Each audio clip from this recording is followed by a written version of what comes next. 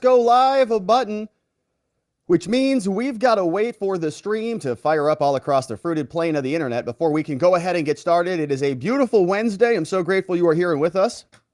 Before we start rambling off at the mouth here, as you know I like to do, let's make sure the tubes are working on Rumble and on Locals and on YouTube and on our Telegram and on Twitter.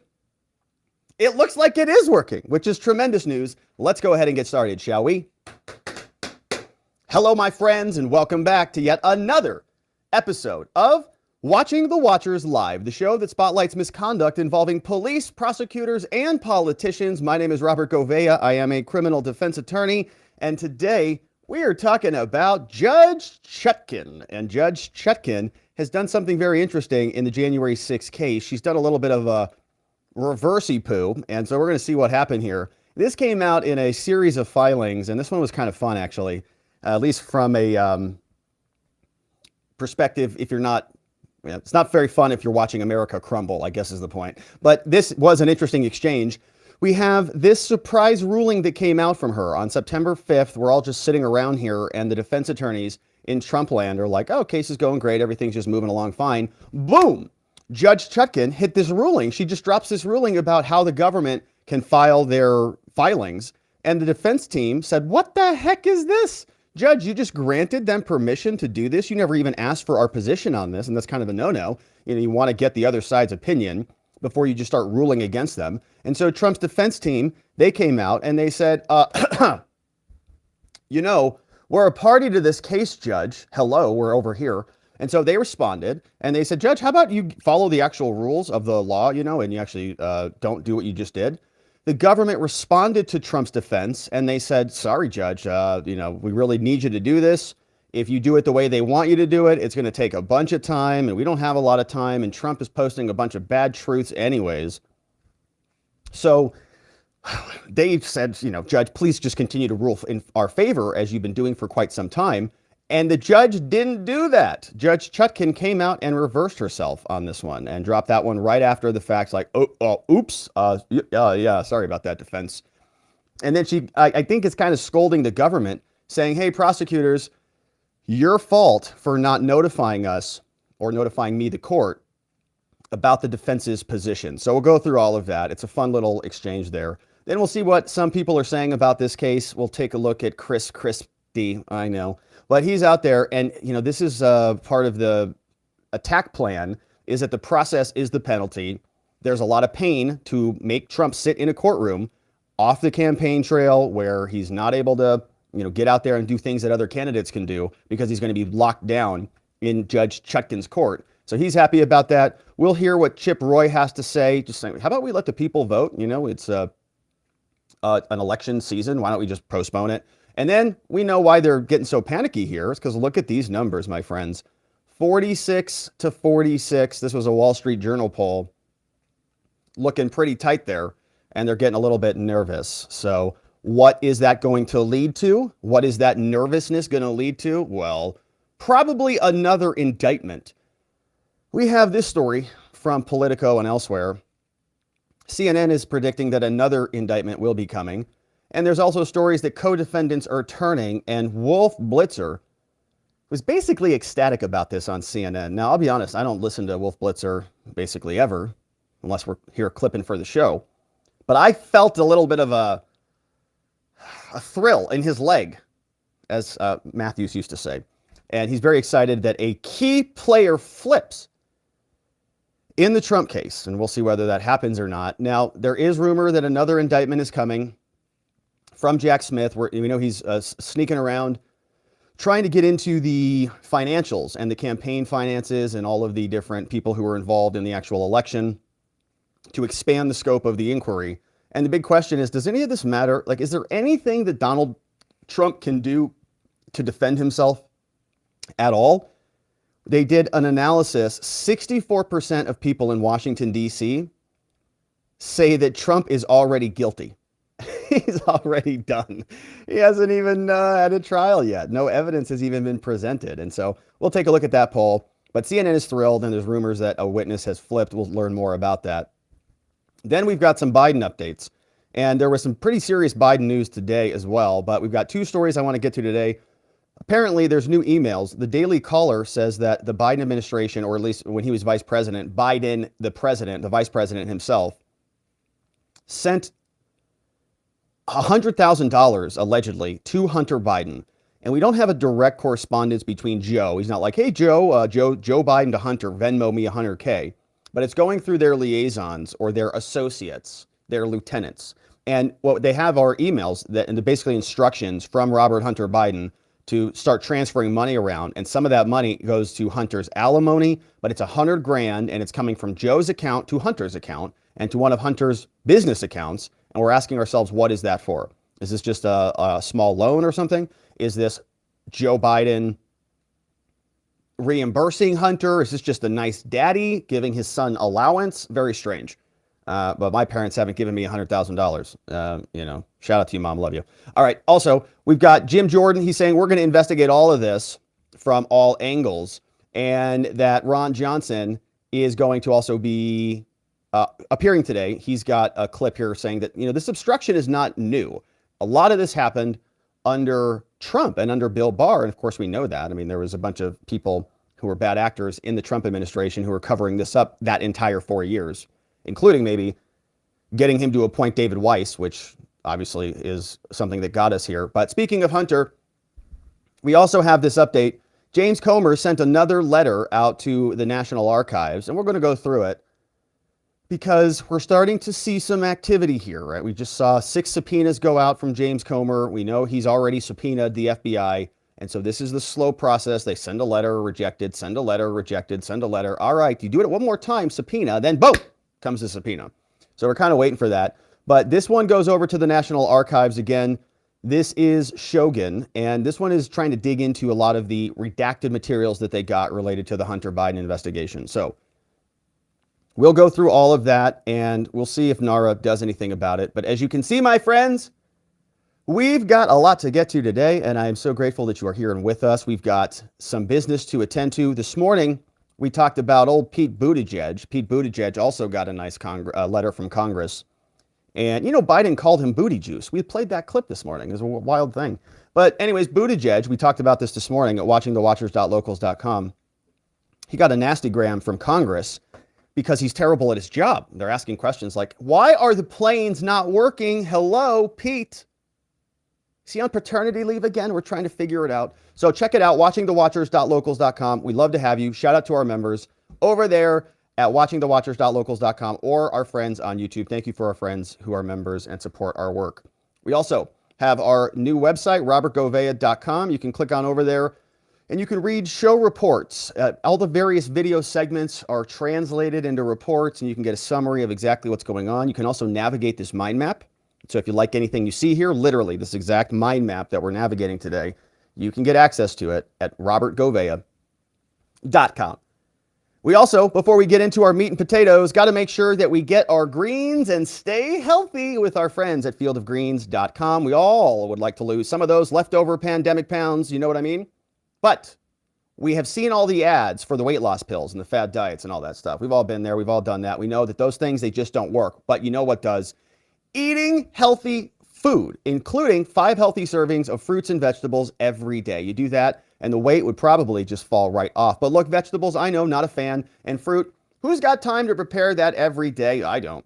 Instead, Field of Greens. Field of Greens is a science-backed formula, specific fruits and vegetables that you're not going to find in any other product. We know that proper nutrition reboots your metabolism so you burn calories faster and lose weight a healthier way. And Field of Greens is the only brand backed by a better health promise. Yes, you're going to look and feel healthier fast, but the greater proof is going to come at your next checkup when your doctor says, oh my goodness, you are looking incredible. You've lost weight. Whatever you're doing, keep it up. So let's get you started. Head on over to fieldofgreens.com.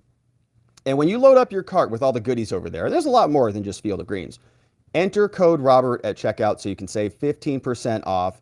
And let's not forget the vegetables, they want to be eaten. You don't even have to think about it. That's why they're here. That's why they're so colorful. Eat me. Fieldofgreens.com. All right. Let's get to it. Judge Chutkan reverses herself in the January 6th prosecution of Donald Trump. something happened where she issued a ruling, and then just a few hours later, she reversed the same ruling. And the defense attorneys on Trump's team are sitting here going, what the heck, Judge? How about you ask us our opinion before you just start issuing rulings, which is something that happens in normal criminal cases. As we know, this is not a normal criminal case. This is a political prosecution brought by a hack DOJ department that is trying to get rid of their political opponents in America during election season. And Judge Chutkan just happens to be there to facilitate it, which is why she has scheduled a trial in March, even though there's 12.5 million pages or 10.5 Washington monuments tall of documents. But the defense is sitting there reading through all the Washington monuments, just reading fast, like faster, faster, faster. And what happens? Something hits the court docket. And we ask ourselves, well, this is weird. This minute entry hits. Trump's lawyers are all around with their wheelbarrows full of paper. Minute entry.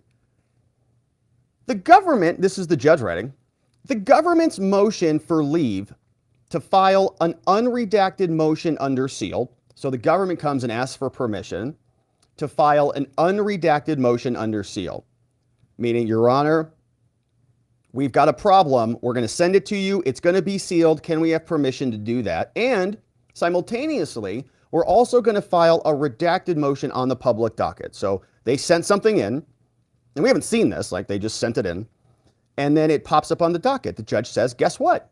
Prosecutors, granted. Congratulations, your motion's granted. They're like, yes, perfect. So they say we now have permission to file two things, one sealed for the judge, one redacted for the public.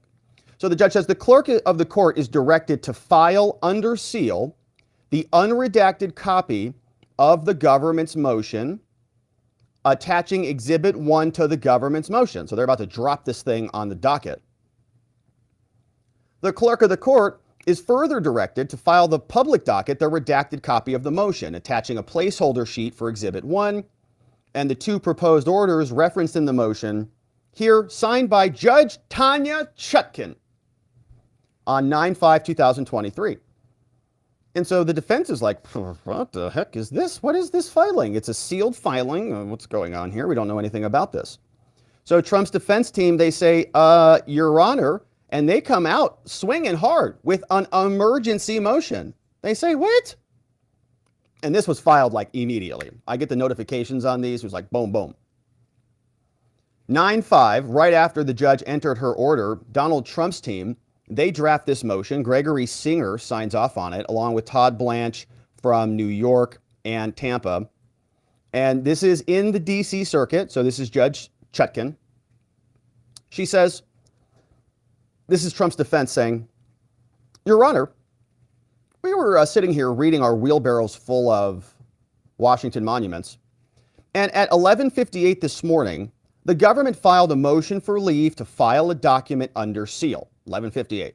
The government did not request Donald Trump's position on the motion or otherwise notify Trump's defense that it would be filing a motion for leave. Just didn't even tell him. Shortly thereafter, as soon as they filed that request, the court entered an order granting their motion. Just, yeah, sure, whatever you need. Granting the motion for leave without allowing the defense, Trump, the opportunity to respond. The defense is saying, what the heck, man? So they tell the judge, Your Honor, local rule 47B, hello, it allows parties 14 days to respond to all motions except as directed by the court. This wasn't even 1 day. This was like 1 hour, maybe. They say the court may only, quote, treat a motion as conceded, meaning we don't even want to put our opinion in here, if it is unopposed or if a memorandum is not filed within the prescribed time. We've got more time here. This procedure is further required by the Due Process Clause and fundamental fairness. In other words, how can you just grant a motion? I mean, first of all, they're saying, Judge, listen, the rules say it's 14 days, but also in case you don't want to follow the rules, we also have this thing called Due Process Clause.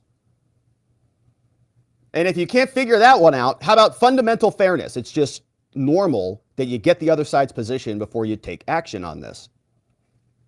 And there's a subtext to this entire thing, okay? The government wants to move fast, so fast. They don't even care. They're like, you don't even need to read the evidence, all right?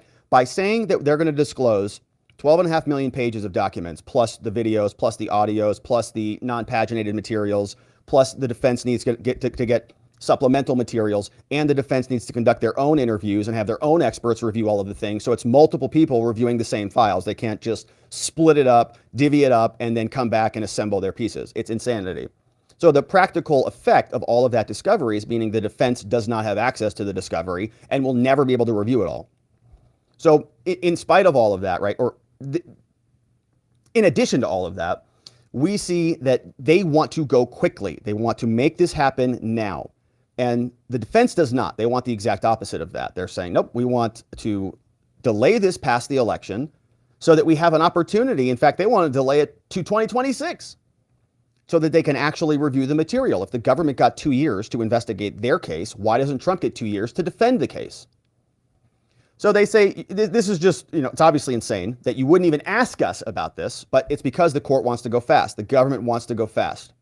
The defense says, thus, as a matter of course, the court should allow the defense sufficient time to respond to every motion filed in this matter.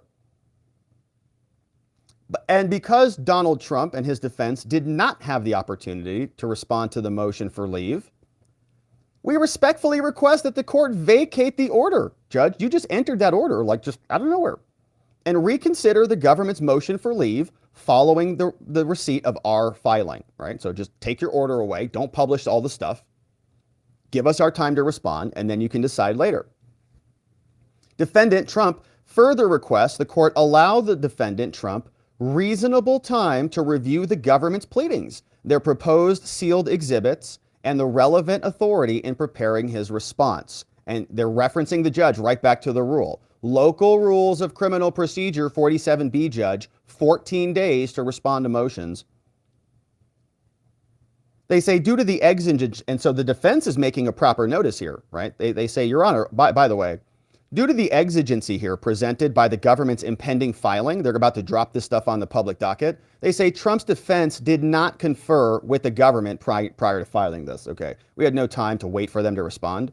We just filed an emergency request. So they want time, and the rules say local rules in D.C., they looked it up, 14 days to respond. The government asks for permission. Shouldn't they have time to respond?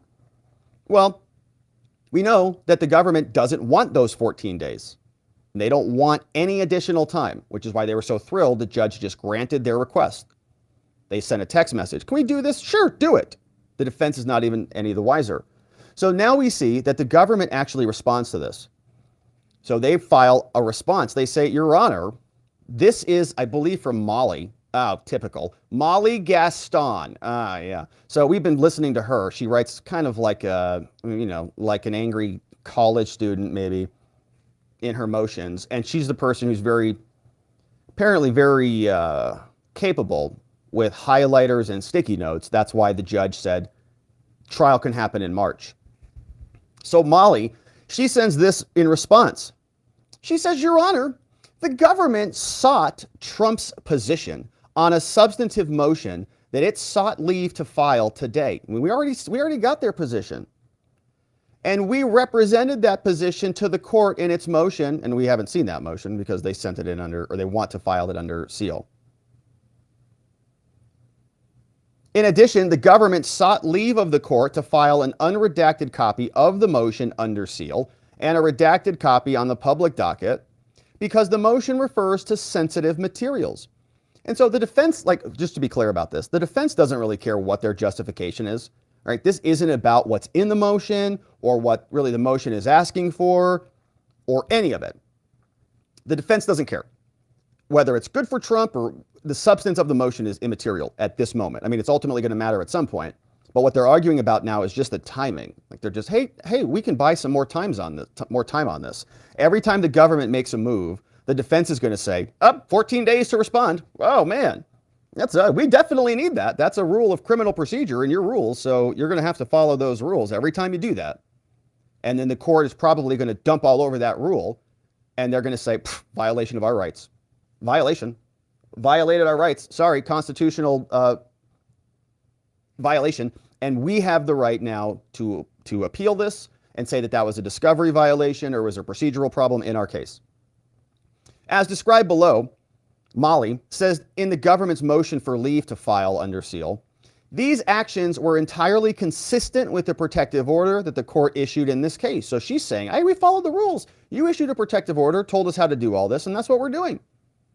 So here, Trump's motion, on the other hand, now contemplates a process that is inconsistent with the protective order and the efficient administration of justice. And we know she's sticky note gal. So, man, she's, doesn't like that. And the court should deny it. She says the government filed its motion consistent with the terms of the protective order, which provides that if a party includes unredacted sensitive materials in any filing, they should be submitted under seal. It further requires that any filing under seal must be accompanied by a motion for leave to file under seal, which is what she submitted, as well as a redacted copy on the public docket. And so she's saying, I just followed the rules.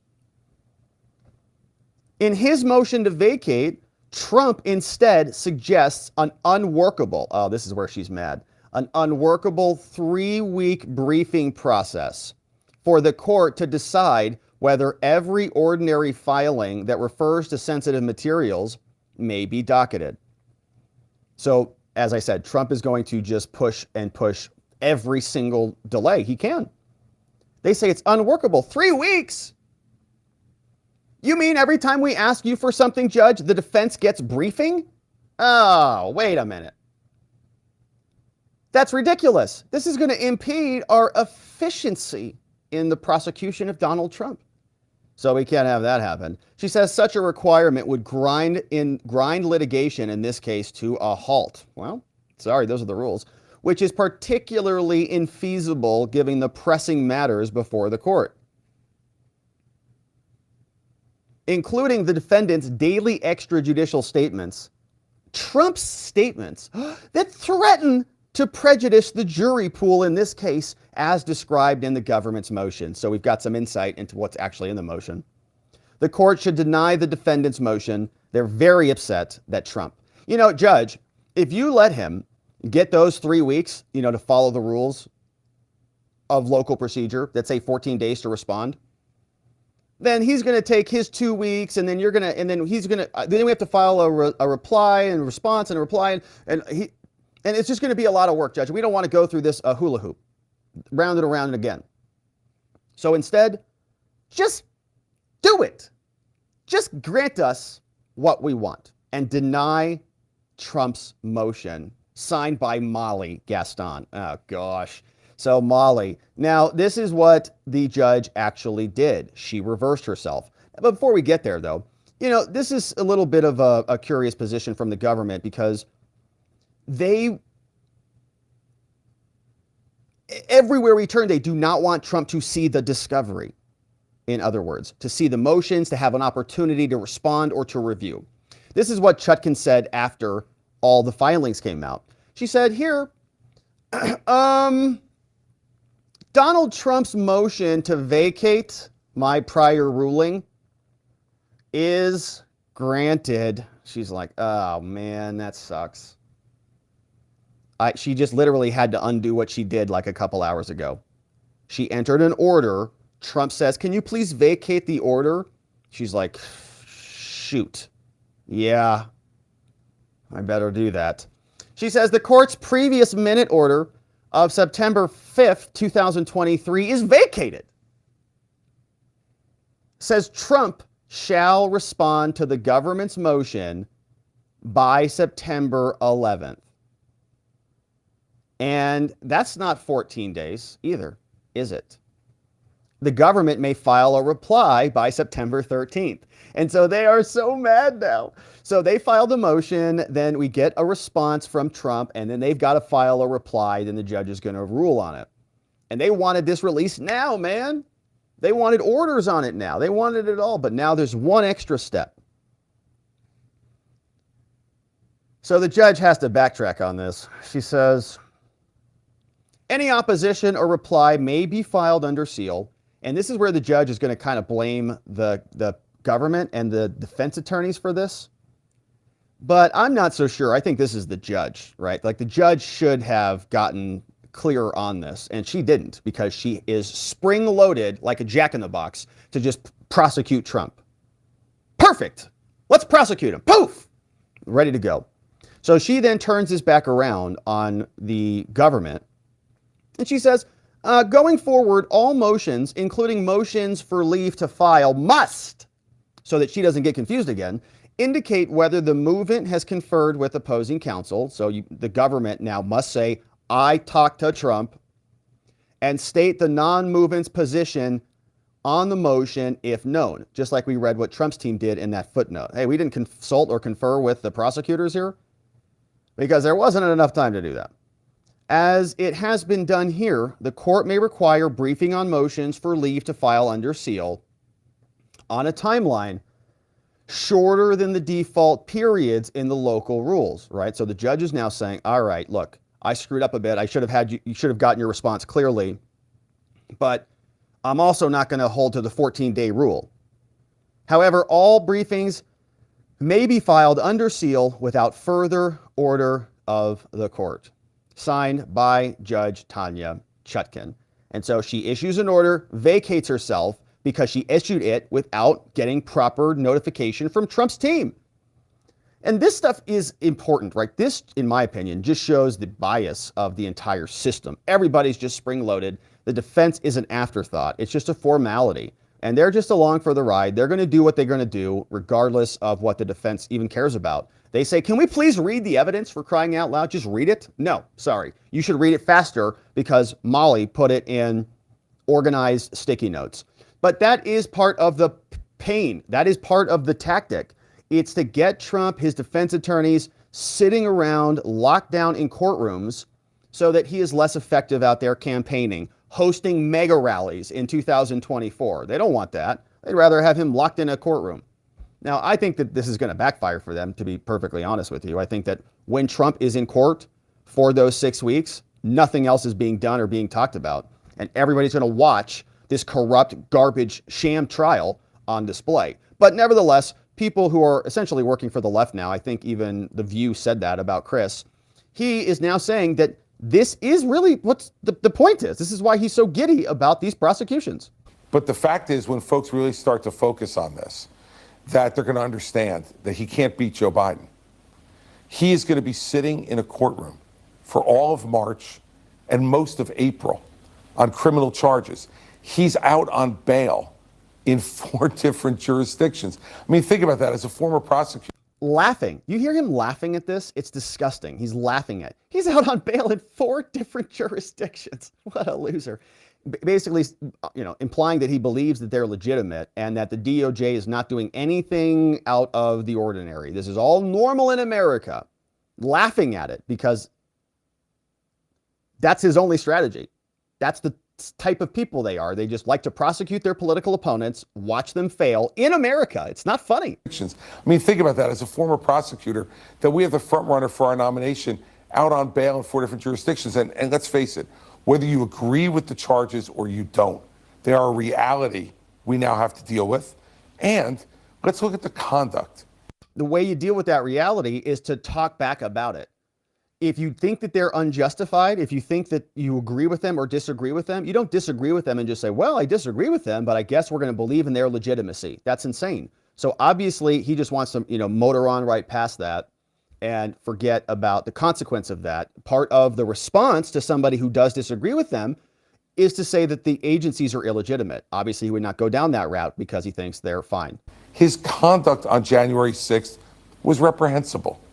His lying about the election being stolen. Many disagree with that assessment. Well, I don't know how you can.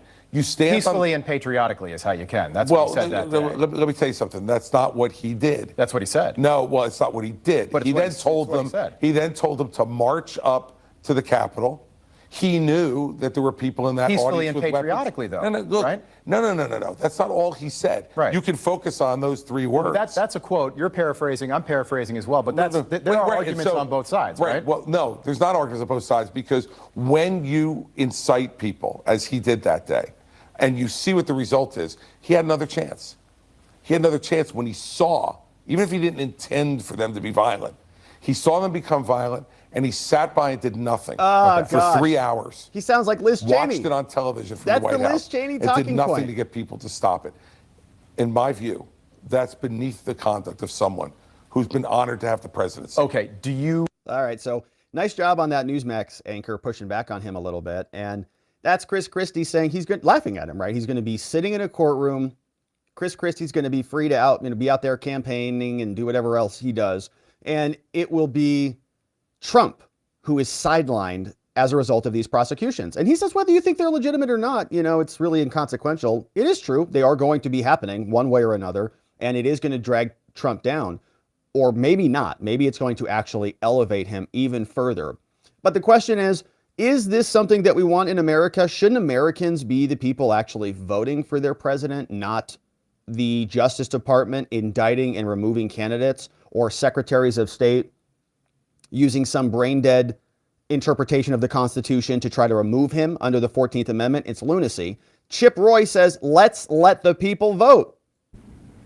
Well, let me ask you about the impeachment inquiry, because there's a lot of criticism about, let the voters decide. We're inching up on the 2024 election. And likewise, a lot of the court hearings against the former president of the United States are being decided by legal actions rather than the voters.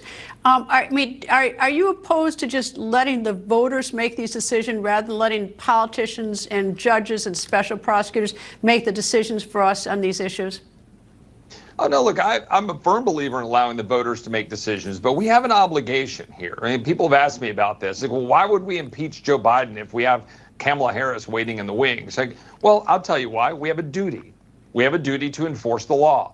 This administration has engaged in what appears to be the highest level of corruption perhaps ever seen in the White House.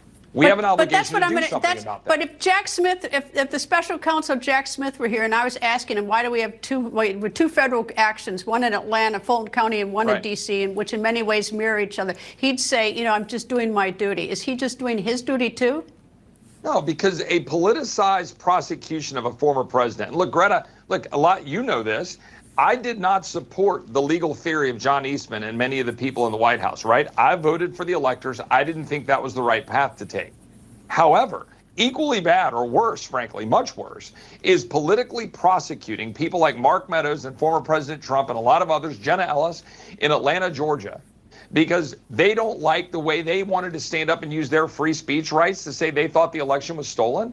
That is a massive problem. And then to have the United States Department of Justice pursuing prosecution because of January 6th, that is absurd. And it should send shivers down your spine. We've got to stop the Department of Justice from weaponizing itself. But to go after Joe Biden, and what we're seeing right now with what they did with the dollars flowing to Hunter Biden from foreign states to Hunter through probably to Joe, which we've got to go look and go follow the evidence wherever it may lead. Of course, we have to pursue that and run that to ground. That's not hypocrisy. What we're trying to... Yeah, it's not a legitimate prosecution. That's why Jack Smith's cover, all these people faking like this is all something that is legitimate and born out of just wanting to do justice and prevent future insurrections. It's just not, the facts don't match reality. And we're going to see what happens in the J6 case. But it's DC. We know that DC is going to convict on anything. They would convict Trump for, a parking ticket if they had the chance. And the facts will come out and we'll see where it leads. But if Trump is prosecuted for challenging an election, that is an incredible new precedent that we've never seen before. And Jack Smith is the person who's enforcing that new standard, prosecuting people for saying things and taking action that is legitimate, that Democrats have done for years, challenging elections, objecting to this, objecting to that, saying we're going to fight, all this stuff. And they still complain about it. We've got montages here of 20 plus minutes of Democrats day in and day out saying, rigged and stolen and blah, blah, blah, Hillary's done it. But none of them are getting indicted. None of them are being prosecuted for anything of the sort, and they're all just trying to connect it to their fake insurrection that they created with the feds.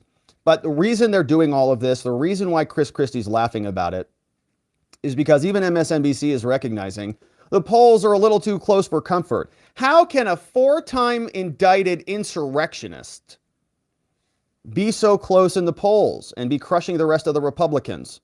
MSNBC has to break the news. New polling out today as a Trump-Biden rematch seems ever more likely. A new Wall Street Journal poll released just hours ago shows Donald Trump now leading Florida Governor Ron DeSantis by a whopping 46 points.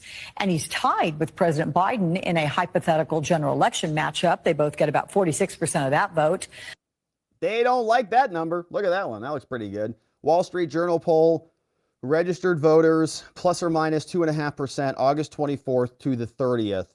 And they say that another indictment is coming. And so how high can the poll numbers go? Only Jack Smith can tell. Judge Chutkan is reversing herself because she is spring-loaded and just overly excited and giddy to prosecute Trump. But you got to check in with the defense before you do that, Judge. And so hopefully that gets clarified and rectified moving forward as we continue to cover, my friends. Thank you for following us and subscribing.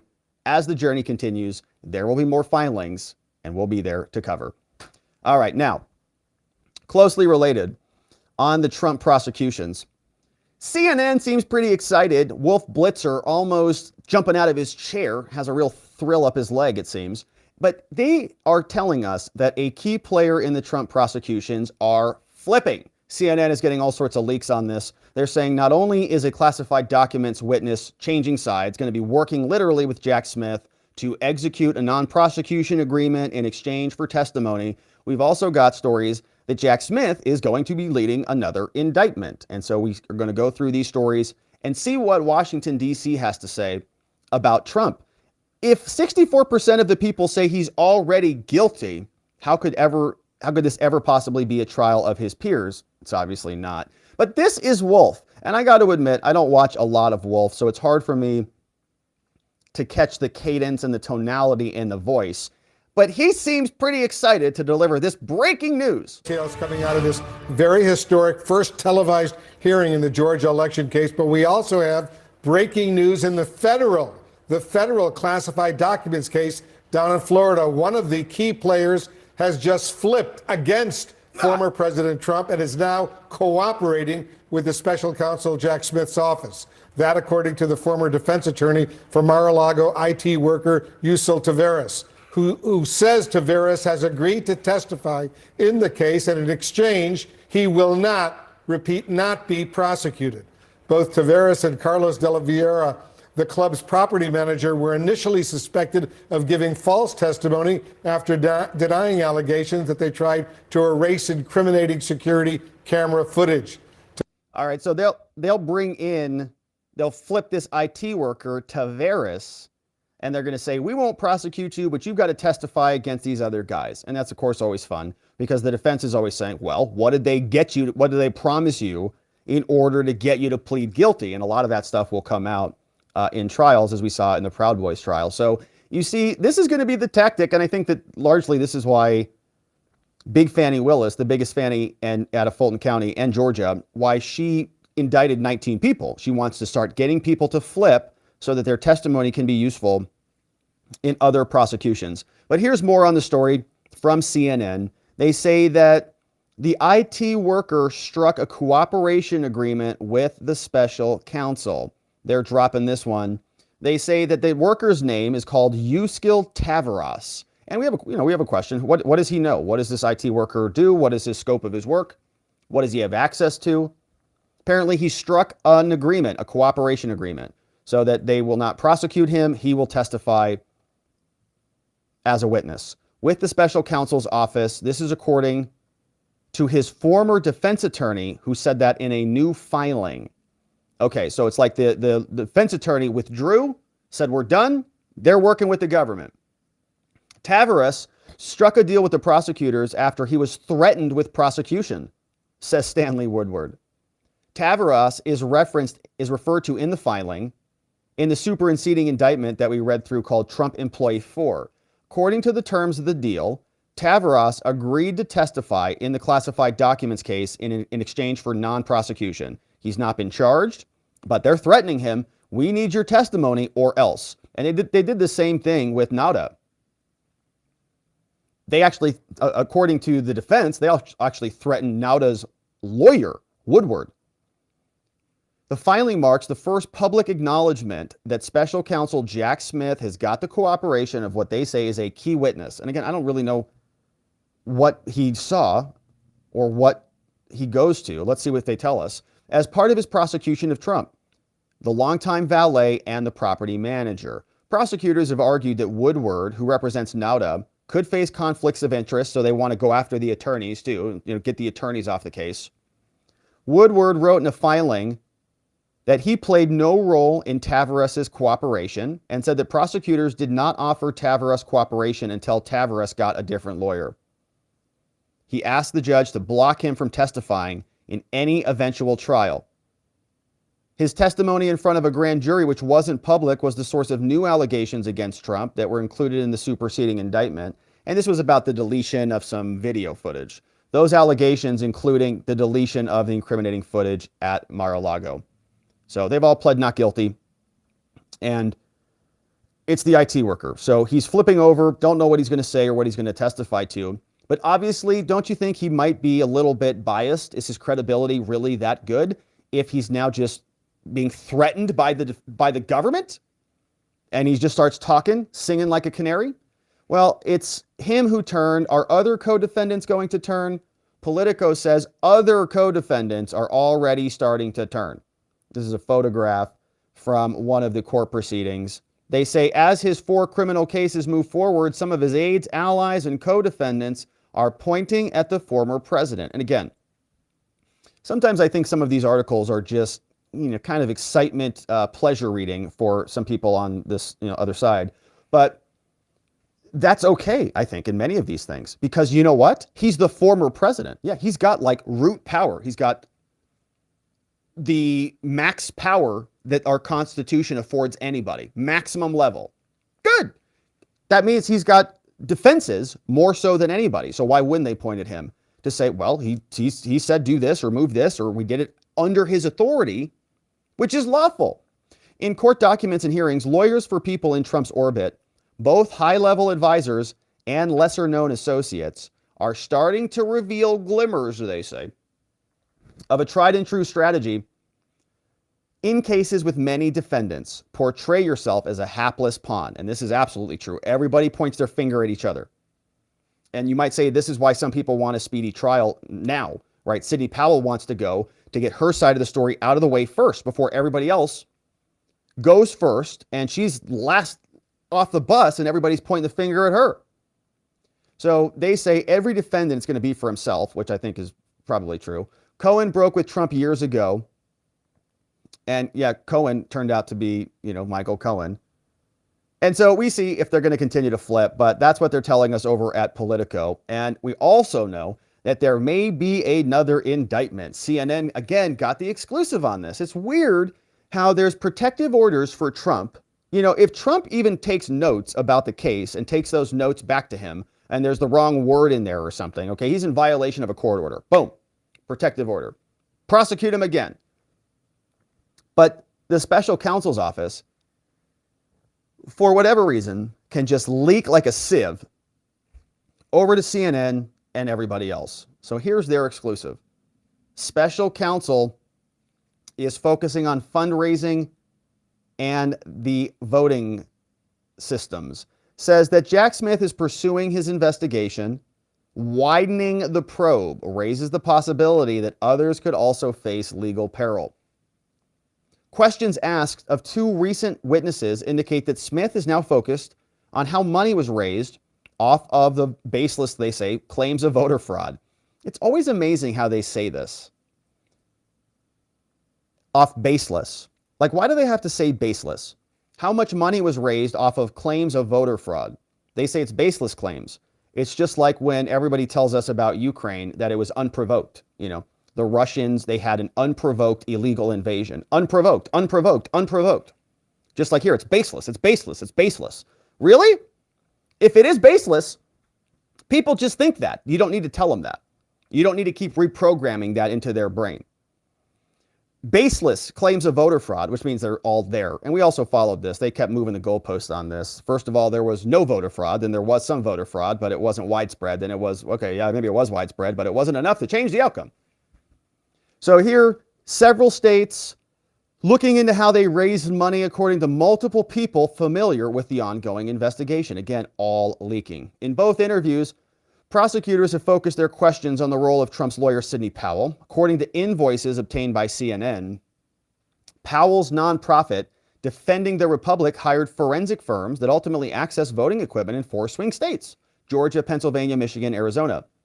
Powell faces criminal charges in Georgia, And today her motion to sever from the other cases was denied. They allege that Powell helped coordinate and fund a multi-state ploy. She's already pleaded not guilty. She's been identified as one of Trump's unindicted co-conspirators in the federal election indictment. So maybe Sidney Powell gets hit again. New details about Smith's ongoing investigation indicate federal prosecutors are scrutinizing a series of voting machines following 2020 that state investigators have been probing for more than a year. Exactly how this inquiry fits into Jack Smith's investigation is ongoing, and the special counsel's office declined to comment. So don't see much there. Powell promoted the organization as a nonprofit, raised a bunch of money, but according to documents and witness testimony, the group was used to fund a desperate search to back up, there it is again, baseless claims. Again, baseless. Do they need to keep saying that all the time, CNN? A series of invoices and communications obtained by the election integrity groups say that Defending the Republic contributed millions of dollars to push to access the voting equipment. She denied involvement in the breach, but acknowledged that another forensics firms did go in and investigate. So again, they tell us it's all conspiracy theories, which means it's mostly true. But that's CNN. And it is true that it sounds like another indictment is coming. They're continuing to investigate it. They're not just going to investigate it and not do anything with it.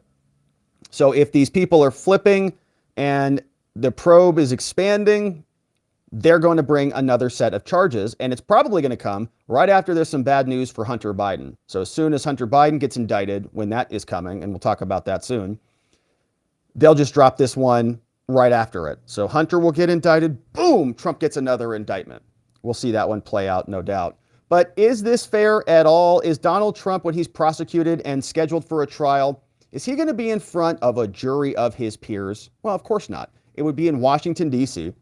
And Emerson College polling, they just did a survey over on what the jurors and the makeup would look like in Washington, D.C., and it's pretty outstanding. It says here, an Emerson College polling survey asked D.C. residents if they would vote to find the former President Trump guilty in the trial over Trump's efforts to subvert the results of the election. A majority, 64% of the residents, would vote to find Trump guilty. 64%, two-thirds. While 8% would find him innocent, with 28% unsure. All right? Those are the numbers, okay? Which is why they're so excited about this, and which is why Judge Chutkan's like, whatever, man, I don't care, March, whatever. What are you going to do about it? You're going to get obliterated, and it's going to be pushed us all past the election until any appeals come back down, and that's it. You're going to be a convicted felon, and we're going to use that to try to get you off the ballot. So the whole game plan's already there, and they know two-thirds of D.C. are just going to go that route. Now, I want to pause on this for a minute. Like, if this happened in a courtroom, and I have actually seen this happen in a courtroom, a judge will take a full jury panel, and they'll all be sitting there, a bunch of, everyday people, and the lawyers are on the other side, and the judge will say, all right, ladies and gentlemen, all right, you're here today, and obviously we're here with Mr. Defendant so-and-so. How many of you people, and I've seen this happen, how many people here think automatically that that man is guilty of the crimes? And you'll actually sometimes surprisingly get a hand or two, right? You'll get somebody who just says, I think so. And you'll say, why? And you'll say, well, cops say he did it. My brother was killed in a DUI, and I just think that cops are right, and I think that that's right. And he says, okay, all right. Not going to be able to save you. You think he's already guilty. You're excused, right? This is kind of a fast way to do it. Then he'll say, how many people think that this person, how many people, I think they go this direction. They say, how many people are not sure about whether this person is innocent or guilty? Okay. How many people are just not sure? And you'll get a big group of people because everybody thinks that's the right answer. Like, oh, yeah, you're right. We haven't heard anything yet, so I'm not sure, right? Everybody raises their hands. But that's not the right answer, okay? The right answer is he's actually innocent at this moment, right? It's called the presumption of innocence. He is innocent at that moment. But the jurors don't get it, right? He hasn't been convicted of anything. He's entered a plea of not guilty. So he's standing there and everybody says, yeah, I'm not sure. I haven't heard the evidence. The judge instructs them. That's the wrong answer, everybody. And then they learn, oh, I get it, right? I get it. And so, even this poll is a little bit, right? Even these people, like, unsure, like the correct legal answer is all of these people. Trump is at this moment 100% innocent, 100%. He's only been accused. He hasn't been convicted of anything. But 64% of the people would already convict him. 28%, if that was also in the courtroom, would be, kind of in the wrong category, being unsure. And 8% at this moment would say he's innocent right now. And I know this question's asking after the fact, but right, that's really the only percentage of people that are right at this current moment. Now, I know this question is asking post-trial, like if we had sat through the trial, what would we do? But my point is, these numbers are very, very bad. It's like we're unsure. And they did, if they, my next question on the poll would be, what if they said, yeah, you have to rewrite the question. But anyway, so the numbers are bad. 64% say Trump is already guilty without hearing a shred of evidence. The director of college polling said perception of Trump's guilt varies by gender. 75% of women say Trump's just guilty. Nice.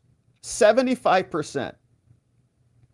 54% of men. Men are more likely to find the former president innocent, 12% to 4% to women. So it's a female Democrat problem there in D.C.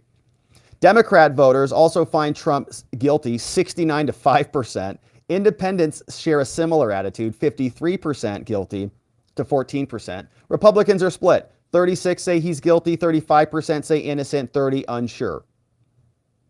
Regardless of their own opinion, 57% expect the jury to find him guilty, which I think is true. 10% expect the jury to find Trump innocent, a third are unsure. Here is what some of the numbers look like.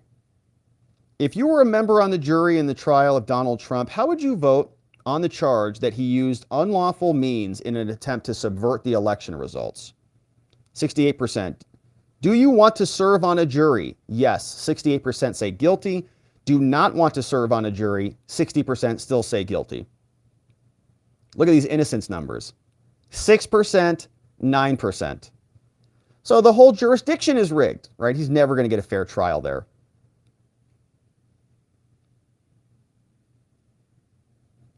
And so a lot more methodology there from Emerson College polling. But this is what they're setting up. They're just thrilled about it. And every time they do this, it seems like Trump gets more money. He gets more support. He gets more music made about him. He gets more T-shirts printed about him. And so it's almost like, all right, keep doing it. Whatever you guys want to do. More and more people are waking up as you continue to blunder. We're here for it. We'll enjoy it. Thank you for subscribing as we carry on. All right, my friends. Now, let's continue to the Biden crime family. New emails show that Joe Biden may have sent an interesting transaction to Hunter in the amount of $100,000. That's a lot of money from Daddy. Don't know what Hunter did to get that type of an allowance, but there are two emails here that are going over to Wells Fargo and other financial advisors from Hunter saying, move this money around. And some of that money is going to alimony, going to some payments to the fam. So it's curious what's happening here. We've got Jim Jordan and Ron Johnson who are reacting to this, saying we're going to dig into this further. But here's the backstory, and the Daily Caller did some good work on this before we jump into the emails. Here's what they tell us. They say Hunter appears to have received $100,000 from Joe Biden in 2018. He was experiencing financial difficulties. This is according to archived emails from the First Son and Wells Fargo advisors. That's curious. Now, of course, Donald Trump is in office at this time, so they're out of office. Hunter Biden emailed two Wells Fargo's advisors on November 1st, alerting them to an incoming transfer of $100,000 from JRB, Joseph Robinette Biden Jr., a moniker referring to his father, J.R. Biden Jr., who was out of political office at the time. So here's one set of emails. Let's take a look at what this one says. It says down here at the bottom, pretty short email. This message comes from Robert Hunter And he's got his iCloud address right here. Sent Thursday, November 1st, 2018, 9:12 in the morning. This goes over to Edward P. He's over at Wells Fargo's, along with Cynthia D., also at Wells Fargo. Here's the subject: incoming wire or transfer from. All right, so Hunter sends this message to the Wells Fargo team. They're his financial people. He says, hey, Wells Fargo, and he doesn't even say hello or good morning or anything. He says, hey, doesn't even say hey. 1, a wire will be coming from JRB Jr.'s account, act shortly, for $100,000 to account whatever that is, which must be Hunter's account. Hunter says, please use those funds to complete the transfer to Kathleen. We'll learn who that is.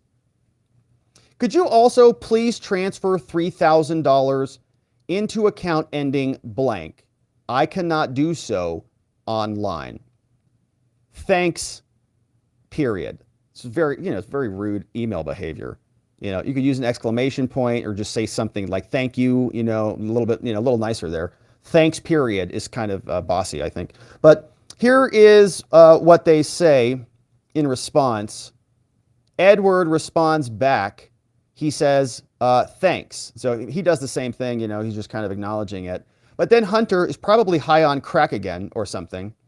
Or maybe he's just thrilled that he's getting $100,000 for daddy so he can go buy more crack and prostitutes. But the point is, he responds now with periods and some excitement. So Robert responds after that money hits, November 1st, at 10:15, to Edward. He says, thank you, good sir. Tally ho. Yeah, so it must have been some good crack. Sometimes it hits hard. I would guess. I have no experience with that, but tally ho.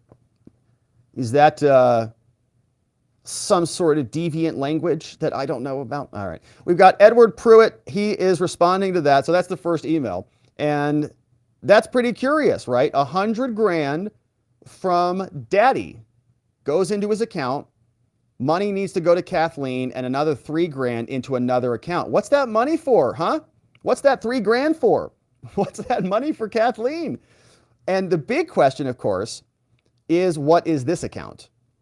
So what is the number? What is the money, the number of the Joe Biden's account that it's coming in from? And is that another account that we can search for SARS reports and for other transfers? Can we see, since something came out of it, in other words, what went into it so that we can backtrace all the funds? We'll see. But here is what the Daily Caller tells us as we continue. They say,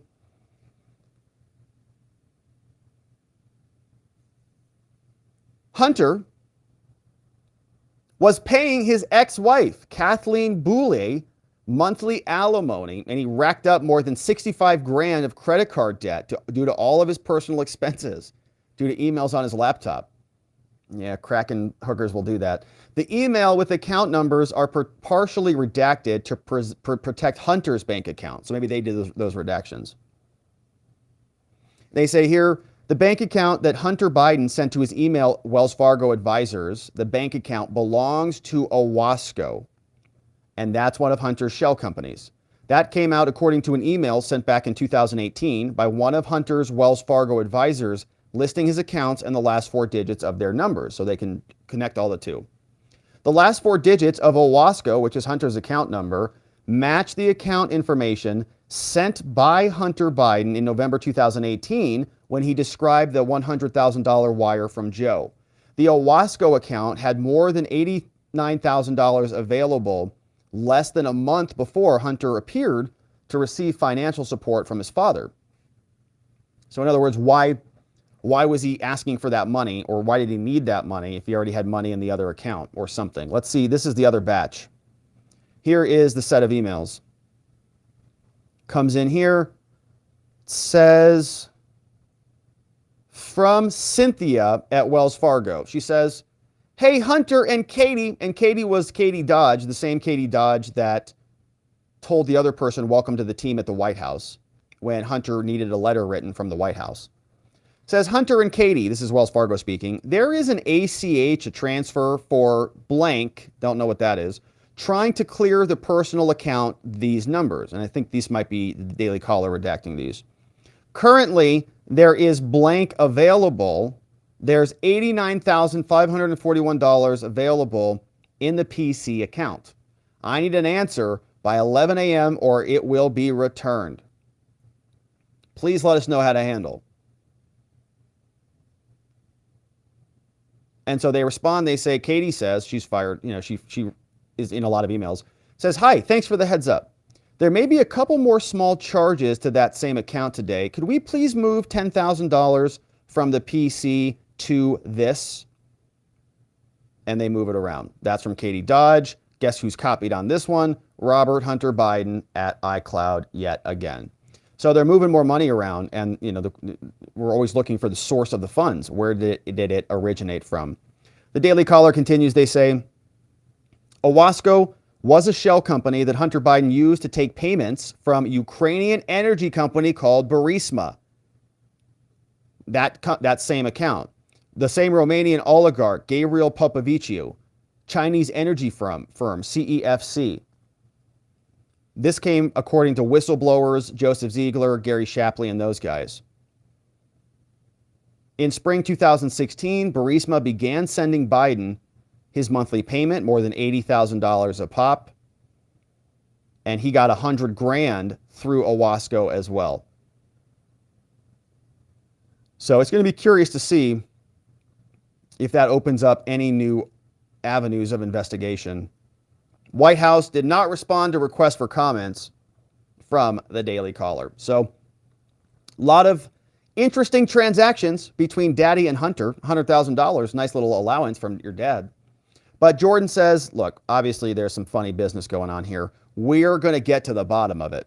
We're going to come at this from all angles. Mr. Comer today subpoenaed documents and individuals from DHS and the Secret Service. Chairman Smith has subpoenaed individuals from the IRS who were part of the investigation into Hunter Biden. We have subpoenaed individuals from the FBI who were part of the investigation. We want them in for depositions. So we're coming at this from three sides to get the facts for the country. And we'll see if they get it. Three different angles. Hitting it hard, and we know that they do send a bunch of letters out. But the question is, did the letters do anything, or is this obstruction just going to continue? This is Senator Ron Johnson, who says, there's just kind of a broad corruption that exists in all of these entities, and that the obstruction is not new to Joe Biden. This has been going on for years now. And even when Bill Barr was in charge under Donald Trump, they were obstructing too. Which I think is really the bigger point here, is this is an institutional problem as much as it is anything. The institution just happens to support the Democrats. That's why they install them and protect them while prosecuting the other side. Well, Rob, first of all, I think you and Rudy Giuliani have done a really good job of laying out the injustice, the contradictions, the hypocrisy within our media.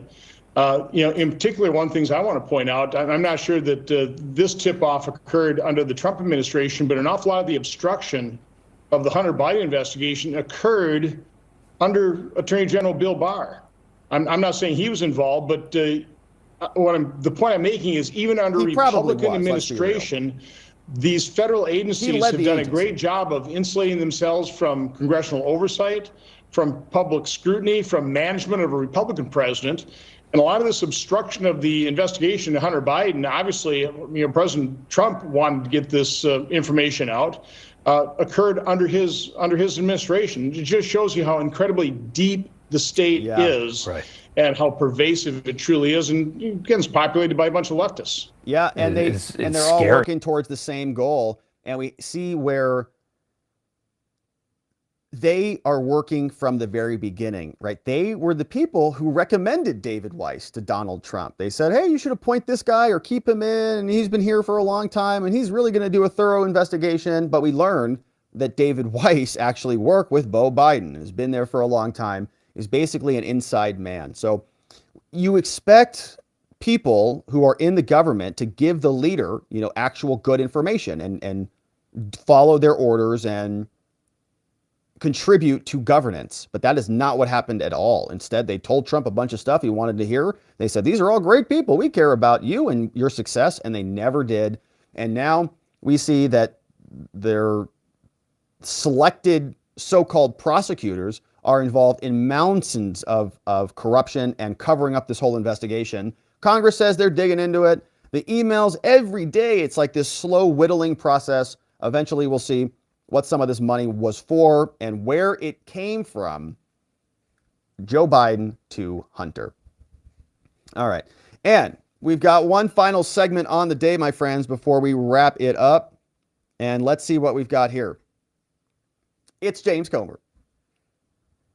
James Comer is now demanding unredacted, and we need them unredacted documents from the National Archives. The head librarians in this entire country, they've got a lot of materials that Congress would like to see, and they're going through the same process that we've gone through here, sending letters, sending letters, sending letters. They get denied, denied, denied. And then eventually we get to Subpoenaville, which is where we're at. We've already done that with the FBI. Now we're doing that with Mayorkas and the Secret Service. And so we're following James Comer as he's guiding us through this process. He's got a new announcement saying that today Joe Biden's VP staff colluded with Hunter's business partner.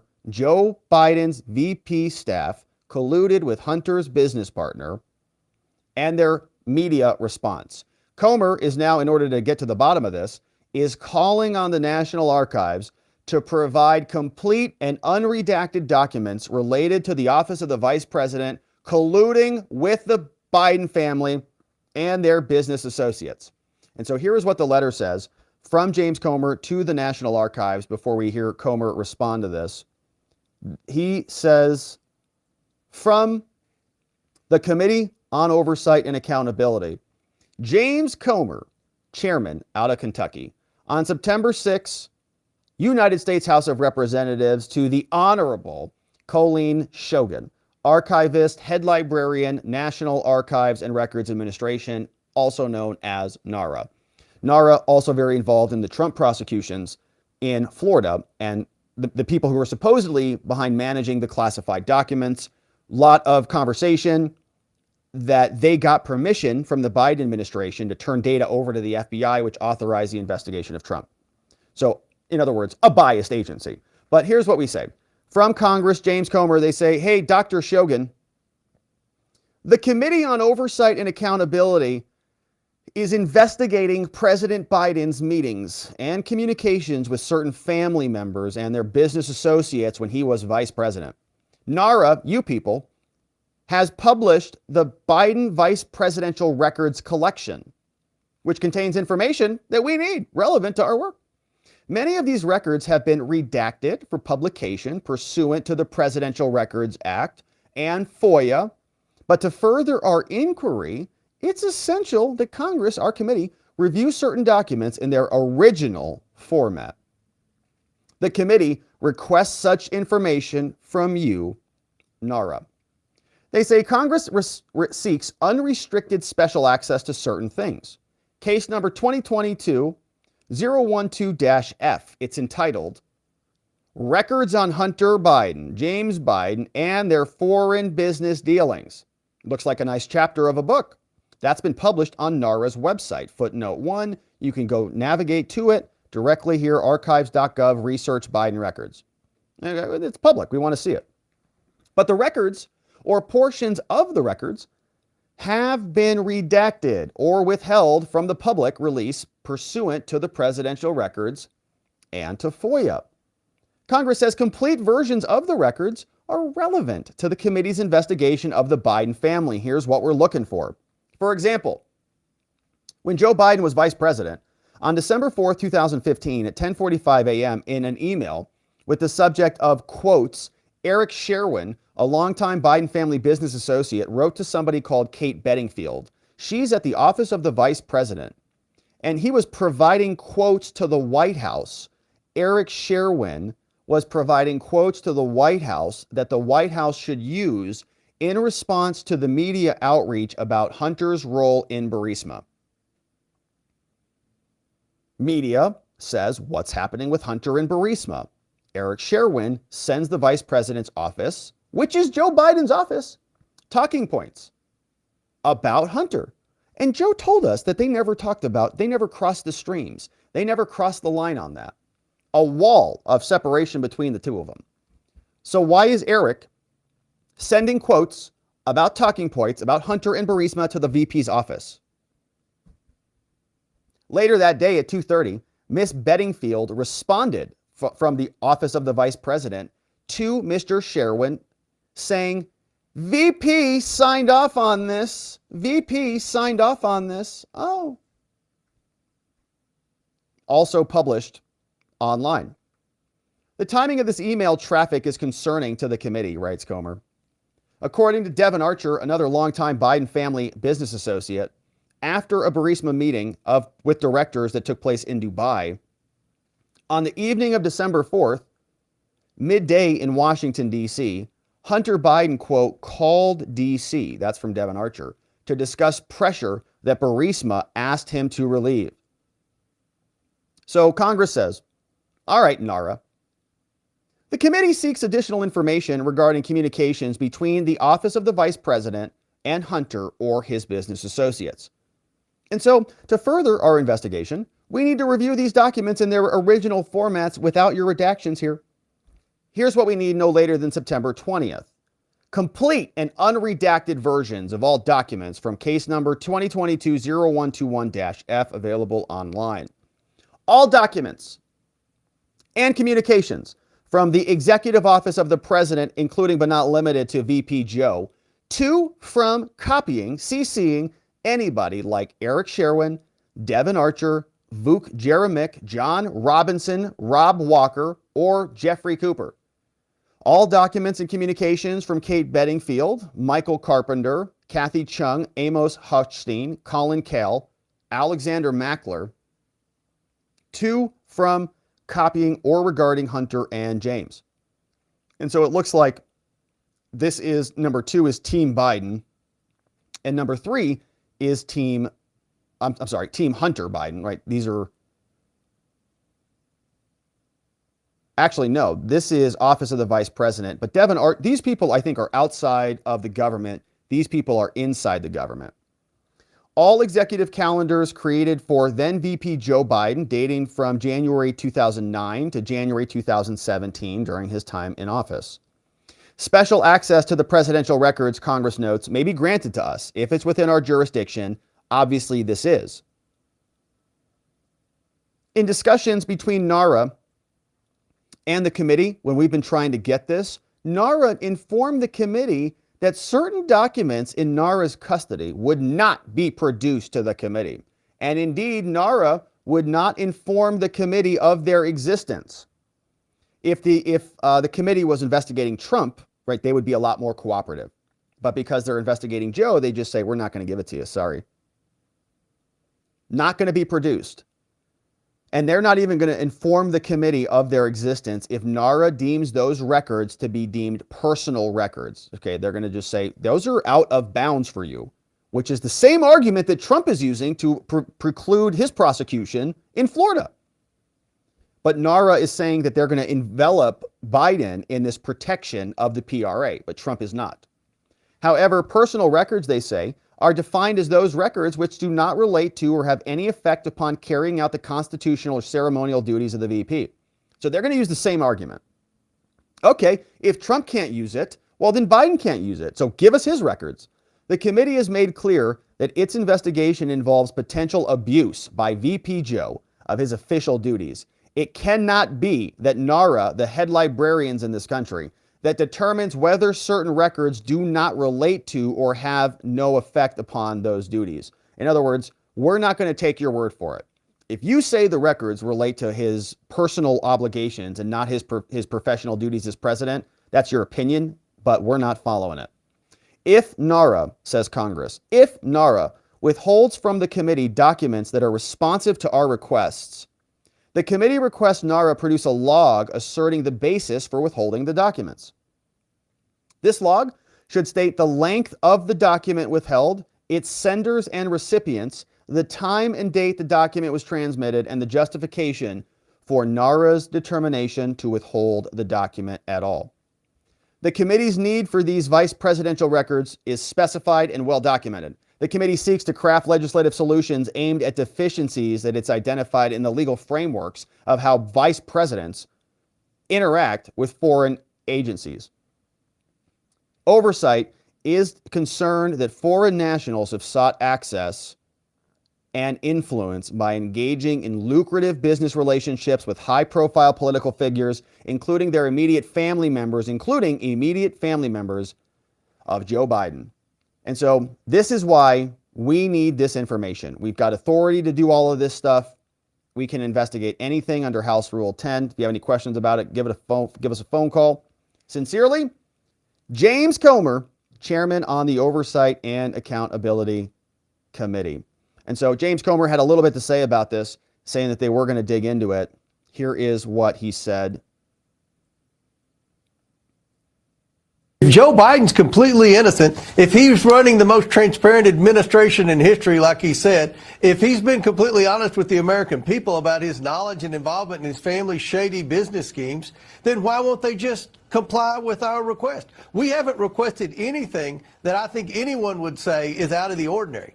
This is a credible investigation.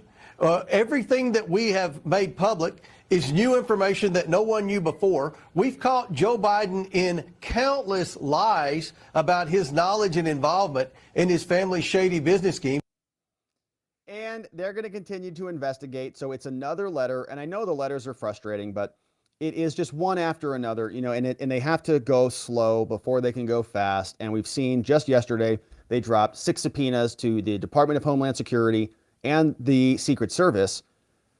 But will they get to that stage here? Probably, because NARA is just ignoring the deadlines. You see here that they did have a deadline from a prior letter, which was supposed to get a bunch of stuff due by the end of August, but we're in September now, and we don't have anything from them. The National Archives was already supposed to respond with information to James Comer.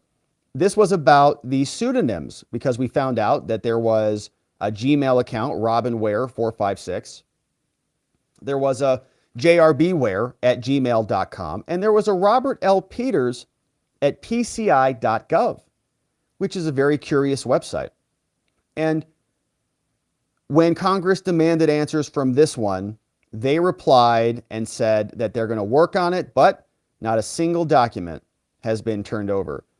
Newsmax reached out to the White House on Friday to say, are you in receipt of any of these documents? Who's conducting this review and everything? And whether they intend to grant permission to NARA to turn over the documents. But the White House, I'm sure, is going to drag their feet on that. So we see that Congress continues to investigate. The question will be, of course, whether there is any response from any of these agencies. Time will tell, but Comer has been pretty consistent on this. It does go slow, then it goes fast. We go into the subpoena land, and after we got subpoenas from the FBI, they started to produce some documents. We've got the Secret Service have subpoenas, as does Homeland. National Archives might just be next, and we'll continue to cover, my friends. Thank you for subscribing and joining us as we do, and we'll look forward to seeing you on the next one. But all right, my friends, so that is where we are going to leave it on the day. And before we wrap it up here, tomorrow and Friday, we're going to have a little bit of a change of schedule. So tomorrow we're planning on an early show. I've got an event Thursday and Friday that I'm going to try to make it to both afternoons. And so tomorrow, the plan is to be back here a little bit earlier. So 9 a.m. Pacific tomorrow, 12 p.m. noon Eastern time is the rough plan for the show tomorrow. The agenda, as it stands now, is to go through the new Hunter Biden drops, which just dropped like an hour before the show started today. There were some new updates. Apparently, they're going to indict him by the end of this month. We'll see if that happens. And there's also a letter from the Oversight Committee to his lawyers that we'll read through as well. So that's going to be what's happening tomorrow. If you want to join us live, come and join us tomorrow, 9 a.m. Pacific, 12 p.m. Eastern time. Probably the same schedule on Friday, although that one's up in the air a little bit. Schedule change, but if you don't make it, no problem. Hopefully you catch us on replay. But we did cover some good ground today, and we'll be back tomorrow morning to get into some more Hunter stuff. But today, Comer demands unredacted Biden docs, and we'll see what they get. We've also had the $100,000 payment, apparently, transfer from Joe Biden over into Hunter's account for whatever reason that was, probably more crack and hookers. And then we had CNN very thrilled that apparently key witnesses are flipping in the Trump case. I'm really not, I think it's kind of like leg thrill reading for the left. Every time they think that they're tightening their grip, it just keeps slipping through their fingers. We also had Judge Chutkan, who reversed herself after issuing a very spontaneous ruling that went against Donald Trump conveniently and is now reversing course. But my friends, that is it for us on the day. And now it is time to hear from you and to see what you have to say. We're going to check in with watchingthewatchers.locals.com. We'll say what's up to our friends on Rumble. We'll say hello to YouTube, and we'll jump over to the X and see who is in the house on this lovely, lovely Wednesday. And hey, we got Wendy K's in the house. What's up, Wendy? Wendy says, Rob, I listened this morning to our members only stream, but I was doing double duty, so I couldn't wish you a happy birthday. Oh, Wendy, make it a great one. And thank you for spending some of it with us. Well, thank you, Wendy. Very, very nice of you. Thank you so much for sending that in. Yeah, it is the old birthday. We're turning another year older here today. And, you know, yeah, birthday celebrations. You know, last year, the prior 2 years, I hate to tell you guys this, but the prior 2 years, you know, actually, I think it was the prior 3 years, birthday celebrations here were canceled, you know, due to COVID. Really, if you remember that, when we couldn't celebrate anything, they said sorry. So we had to cancel celebrations in 2020, in 2021, and 2022. But, you know, COVID, I think, is officially over, unless they're bringing it back again. So, unfortunately, though, this year, though, something else happened this year. This morning I woke up and I was excited about my birthday, and I went out to go enjoy it. And you know what happened? Ukraine. They shipped it over to Ukraine. So, yeah. So anyways, it's canceled again this year. Apparently they need it more than we do. So they're going to be it's going to stop. It's going to save democracy over there. So birthday's canceled, but we will go through the chats and say thank you to them. We are hanging out. Mama Govea is coming over, and we're going to be doing some spaghetti and meatballs tonight, my friend. So I'm only kidding. Birthday's not canceled. Zelensky's going to have to wait another year or so. But we are going to be celebrating tonight at some point. And so thank you so much for the happy birthdays. And Wendy K, thanks for sending that one in. Who else do we have? We've got Tanya. Very happy birthday. Thank you, Tanya. Says, hope you're having a great day. Thanks again for all your hard work. Tanya, so generous. You guys are so generous. Too much, guys. Thank you for that. Very, very nice of you. And Tanya, we celebrated Taco Tuesday yesterday. And so we're celebrating Birthday Cake Wednesday, is what it sounds like. Thank you for sending that one in. And who do we got over here clipping away for us? Vientikis, thank you, V. Bodie's over on Locals. Thank you, Bodie. Says, happy birthday, Rob. Bodie, thank you so much for that. So generous. We've got Rocky's here. Says, this is a pre-tip. I can feel it, baby. Gonna be a good show. Thanks, Rocky. Thanks, Rocky, getting it in before we even got started. Thank you for the faith, Rocky. I appreciate it. Hopefully it was good. It was a little bit shorter today, but I appreciate you joining in. We've got Rocky says, that was another one from Rocky. MAGA Hats here says, happy birthday, provided your show. MAGA Hat stays, happy birthday from Trump, provided you show me your birth certificate. I have it somewhere around here. I was born in this country, okay? I can run for president, and I'm old enough now. Hey, Vivek's doing it now. Thank you, MAGA Hat. I appreciate it. This one came in from Catherine Rex. Says, happy birthday, you old bag. Good to see you, Catherine Rex. She said, fart. Happy birthday, you old fart. And this is with 2 emojis. And yeah, I'm getting older, man. I'm now 38 years old. 38 years old.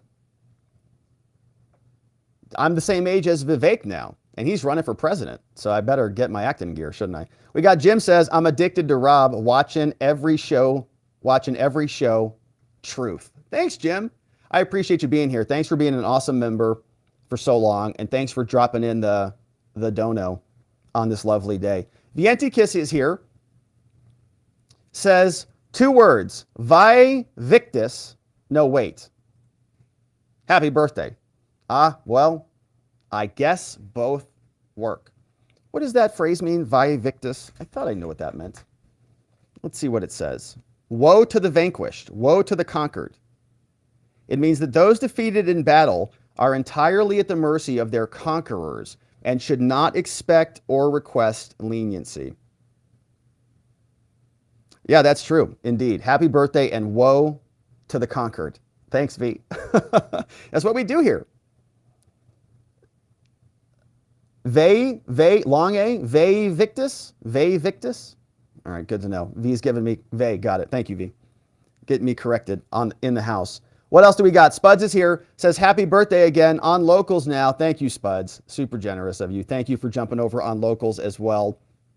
Jennifer Newman is over on YouTube, says this is out of control. It's obvious. We, the people, are screwed. Well, Jennifer, it certainly feels that way. I have no doubt it feels that way. But I think, I know it's a silver lining, and I know I kind of become a broken record on this, but I want to hold the tension here on the positivity, on the optimism, because I think, honestly, it's like, have you ever been in a relationship and then somebody does something and you go, wow, I had no idea that's who that person actually was. I'm really glad I know who that person was. They showed me who they are. They showed me their true colors, and now I know better. That's happening at scale, right? And it's going to take a long time. It's usually not as sudden as what we see in our lives when it hits us. But the first step in solving any problem or making any change in this world is identifying and being aware of the thing. Like, you can't change something if you're not aware of the thing. This is like a big thing in personal development programs. It's getting crystal clear on the thing, that being ultra aware of the problem. And you spend a lot of time just getting aware of it before you actually solve the problem. I think Einstein said something like this, give me as much time in the world, or on the question, he said, give me a million times, give me all the right time in the world to ask the right question, and I just need 1 minute to solve the problem, right? So in other words, you get more value out of asking the question rather than solving the problem. And so it's like this exploratory phase, in other words. And I think that's where we're at right now. Certainly a lot of people are getting screwed. I'm not saying nobody's getting screwed. We've got a lot of people who are in financial dire straits. We've got the political prosecution. A lot of screwing is going on, no doubt. But the silver lining, we got J6ers being prosecuted. Tario's going to prison for 20 plus years. It's nuts. So that is happening. But the silver lining is that more and more people are seeing this. And I think a lot of people, are just so unplugged. They kind of live in this happy world where they don't have to be bothered by politics. And that's nice. But I don't think that's going to be the same reality for a lot of people. And so we want to continue to stay energized, because I think that if we feel dejected, then what they'll do is they'll defeat us, because we won't go vote, we won't go donate, we won't get out there and get other people to go vote and support one another. So we got to stay positive. But Jennifer, I empathize with you, man. I really feel it. There's a lot of screwing going on out there, not the good kind. Anyways, we got Tony Hay is here. What's up, Tony Hay? Bringing in 5 new members. Thank you, Tony. We got Poem Paget, Lenny M. We got Johnny Boys in the house. We got Gypsies coming in here. We got Jay Thomas, all coming in as new members. And we are sticking around for our locals after party, our members only locals after party. Come in and join us as we get there. Who else do we have? So on YouTube, join us on the Telegram link. You got to go to Community tab and click the Telegram link and join us over there. Vientikis says all these people are the reasonable sounding liar trope. Yeah, they just kind of lie through their teeth, but they sound good doing it. Kind of sophistry, the rhetoricians out there. Wendy K says this is a police state. Thank you, Wendy. They will tell us what they want us to do, say, think, and vote for. I think you're right about that. They want you to be censored on the internet so that you can't say certain things or think certain things. If you express yourself, you might get fired, you might get canceled, you might get banned, you might get demonetized, you might get strikes. You should not be able to vote for the people that you want to vote for. Donald Trump is on the ballot, but he's too dangerous for you, Wendy, to be on the ballot. They know better than all of us, and so they're going to keep him off of the ballots so that this never happens again. Because if we vote for him, we might be voting for an insurrectionist, and we might be taken advantage of due to misinformation out there provided by Trump, and we're just too stupid to know better. Thanks, Wendy. Quantum Thug Life. thugging it out in multiple dimensions, bringing in 5 new members. Thank you, Quantum.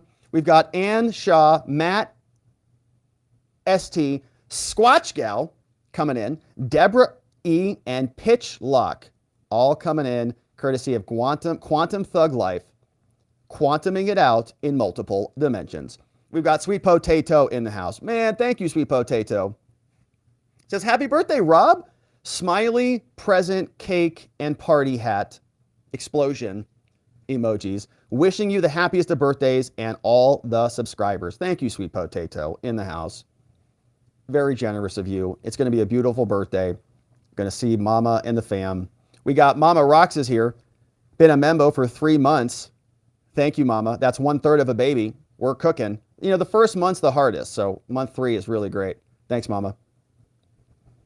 We've got this one from Jameson. Says, dropping a video on Rumble. The blind lawyer explains. Ooh, I love that, Jameson. And Jameson sent me a nice email, a nice a summary of the problems with Big Fanny's prosecution. And Jameson, did I respond to that one? I think I did.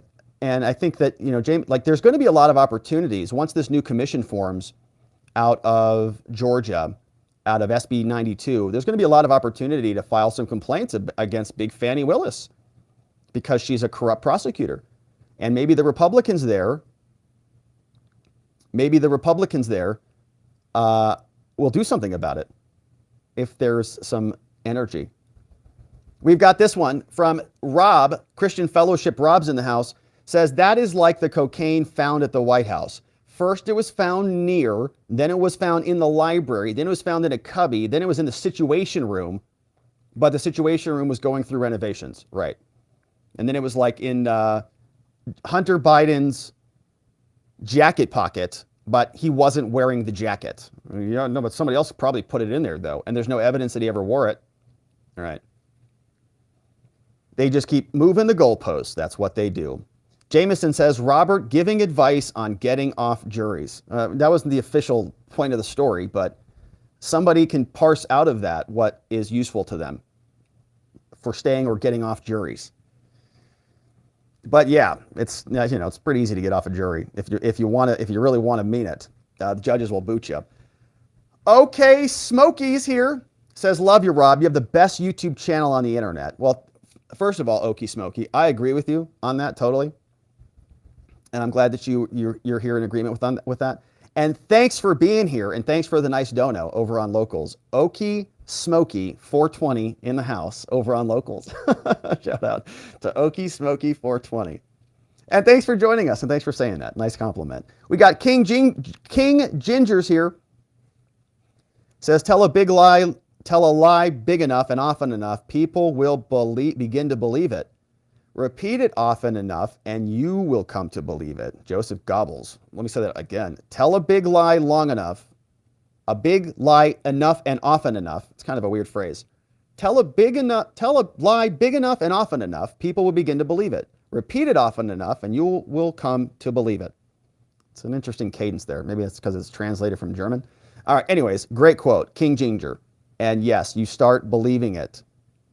And I think that's where a lot of people are today. Especially a lot of people on these TV shows who keep getting sick for some weird reason. R. Taylor says, yes, go Comer. Comer's back. Congress is back. They were back doing some stuff today. They're going to be back in session tomorrow. And we love it when Congress is doing things. It's a lot more interesting. Yeah. We've got Bodie says, can the defense use that poll to request a change of venue? I don't think so. I mean, they can try. I just don't think the judge will grant it. You know, generally here's why. The judge is going to say she can correct for that. Like she can just correct for that. She's going to bring in all the jurors. And just like we went through with that analogy, how many people say this? How many people say that? It's something the judge will say, oh, so you think Trump is guilty? You're one of those 64% people? And they'll say, yeah, I think he's guilty. And she'll say, well, let me explain to you. He's not guilty. Do you understand? And she'll go, oh, yes, I do understand. Oh, yes, the presumption of innocence. Sure. So now that you know that, can you now be fair and impartial? And she's going to go, yes, certainly I can. Totally fair. Totally impartial. So obviously, that will allow the judge to put that person back on the jury panel, and that person will vote accordingly. We also have, thank you, Bodie. Melody says, happy birthday. We're so glad you were born. You know, I'm also happy about that too. Shout out to Mama Govea in the house. A lot of work, you know, raising me. Shout out to Mama. I'm glad to be here. Thank you, Melody, for the nice wishes. Oh, gosh. This one came in from Jigam Gigam. Says, have fun on your birthday. What a nice tip from Jigam. Jigam, you're so nice and generous and so contributory. Thank you. Look, it's Meatball Rob. Oh, gosh. It's Meatball Rob. Says, have fun on your birthday. Thanks for all the hard work you and your team do putting on your show. Enjoy your spaghetti dinner. Amazing. Here it is. Here it is in ultra high res. All right, there it is. Happy birthday. Enjoy your spaghetti dinner. I happen to love spaghetti and meatballs, and that's what we're having for dinner tonight. I think that's probably what I look like on my first birthday. You know, remember those first birthdays that you have? You kind of do the smash the cake thing. Smash the cake and smear it all over your face. I don't know if we did meatballs in my family, but we should have. G-Gum, thank you for that. It's a lot of fun. And you know, you've got some good details. I don't know how you were able to get this spaghetti noodle to match my nose in such symmetric beauty. Well done. Very talented. That's our meme smith extraordinaire over there, G-Gum Gigum. We also have from G-Gum, says, hey everyone, smash that like button for Rob on his birthday. Thank you, G-Gum. And here is the smash. Don't forget to hit that like button, friends, wherever you're watching it. We've got another one. Thank you, G-Gum. Jeremiah's here. Says, happy birthday, Rob. Thank you, Jeremiah. Stay positive and keep fighting the good fight. Take us to that finish line. We're going to stay positive here. We're going to hold the tension on that. We're going to keep it, we're going to keep it going. And there will be days when it's really bad. And, there'll be days when I'm not kind of feeling it. And I'm sure you'll help me recover because you always do. It's always this symbiotic thing that we have going on here. So when I'm feeling off, I talk to you and you help energize me back up and stay positive. So we're going to keep this symbiotic relationship going. Jeremiah, thanks for being here and supporting us. CF Rob says it can only be one person's, a protectee family member. It's been snowing in the White House. Yeah, talking about the Hunter Coke problem and where that just keeps ending up. From Rob in the house. We got Rajesh. What's up, Rajesh? Rajesh N says, Raj. What's up, Raj? Says, would it be legal to have donors to a campaign agree to be a plaintiff? Would it be legal to have donors to a campaign agree to be a plaintiff against a party and related persons' entities for election interference? So it would be legal. Yeah. Like I think that you probably, so it's a great question, Raj. And this is a complicated question and answer because it really depends. And I hate to answer questions that way, so I try to avoid doing that, but it does. It depends on who's doing the suing, who is suing whom, and what is the cause of the lawsuit. What's the forum? What's the cause?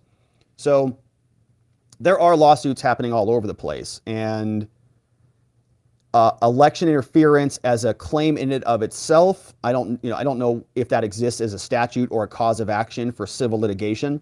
But what you'd want to do is find a cause of action, right? Find some reason that somebody is breaking the laws. So like if Georgia, for example, if you wanted to sue Big Fannie Willis, I'm not sure you could sue Big Fannie Willis because she's a government employee.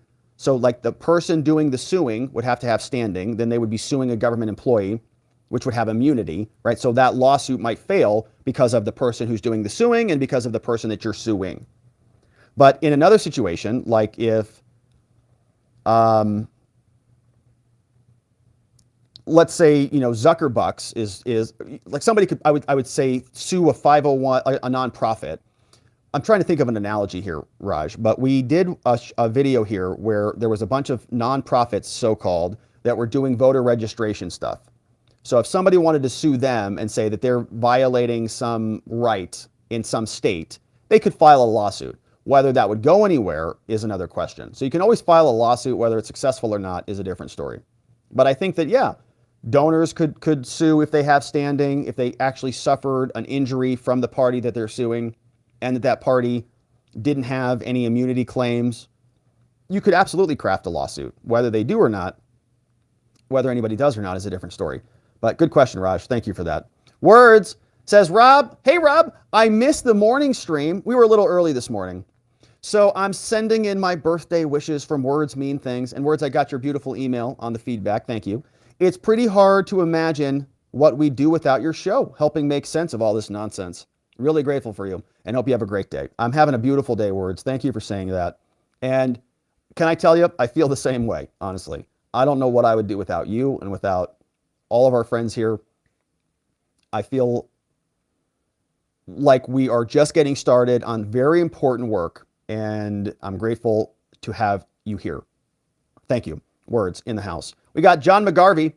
He says, you know, the thing, whatever, happy birthday, whatever, HB, whatever.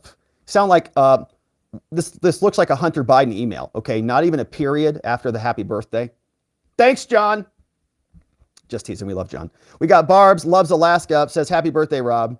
Have a birthday. John just sent the period over on locals. Thanks, John. I feel better now. I'm completed now. Thank you. We have another one from Barb Loves Alaska. Says, happy birthday, Robert. Have a birthday drink on me. Thanks, Barb's. And we'll say cheers to you, Barb's, and cheers to everybody out there on this lovely day. Cheers to Barb's on this lovely day. We've got B-Man, and that's over on Rumble. Shout out to our friends on Rumble.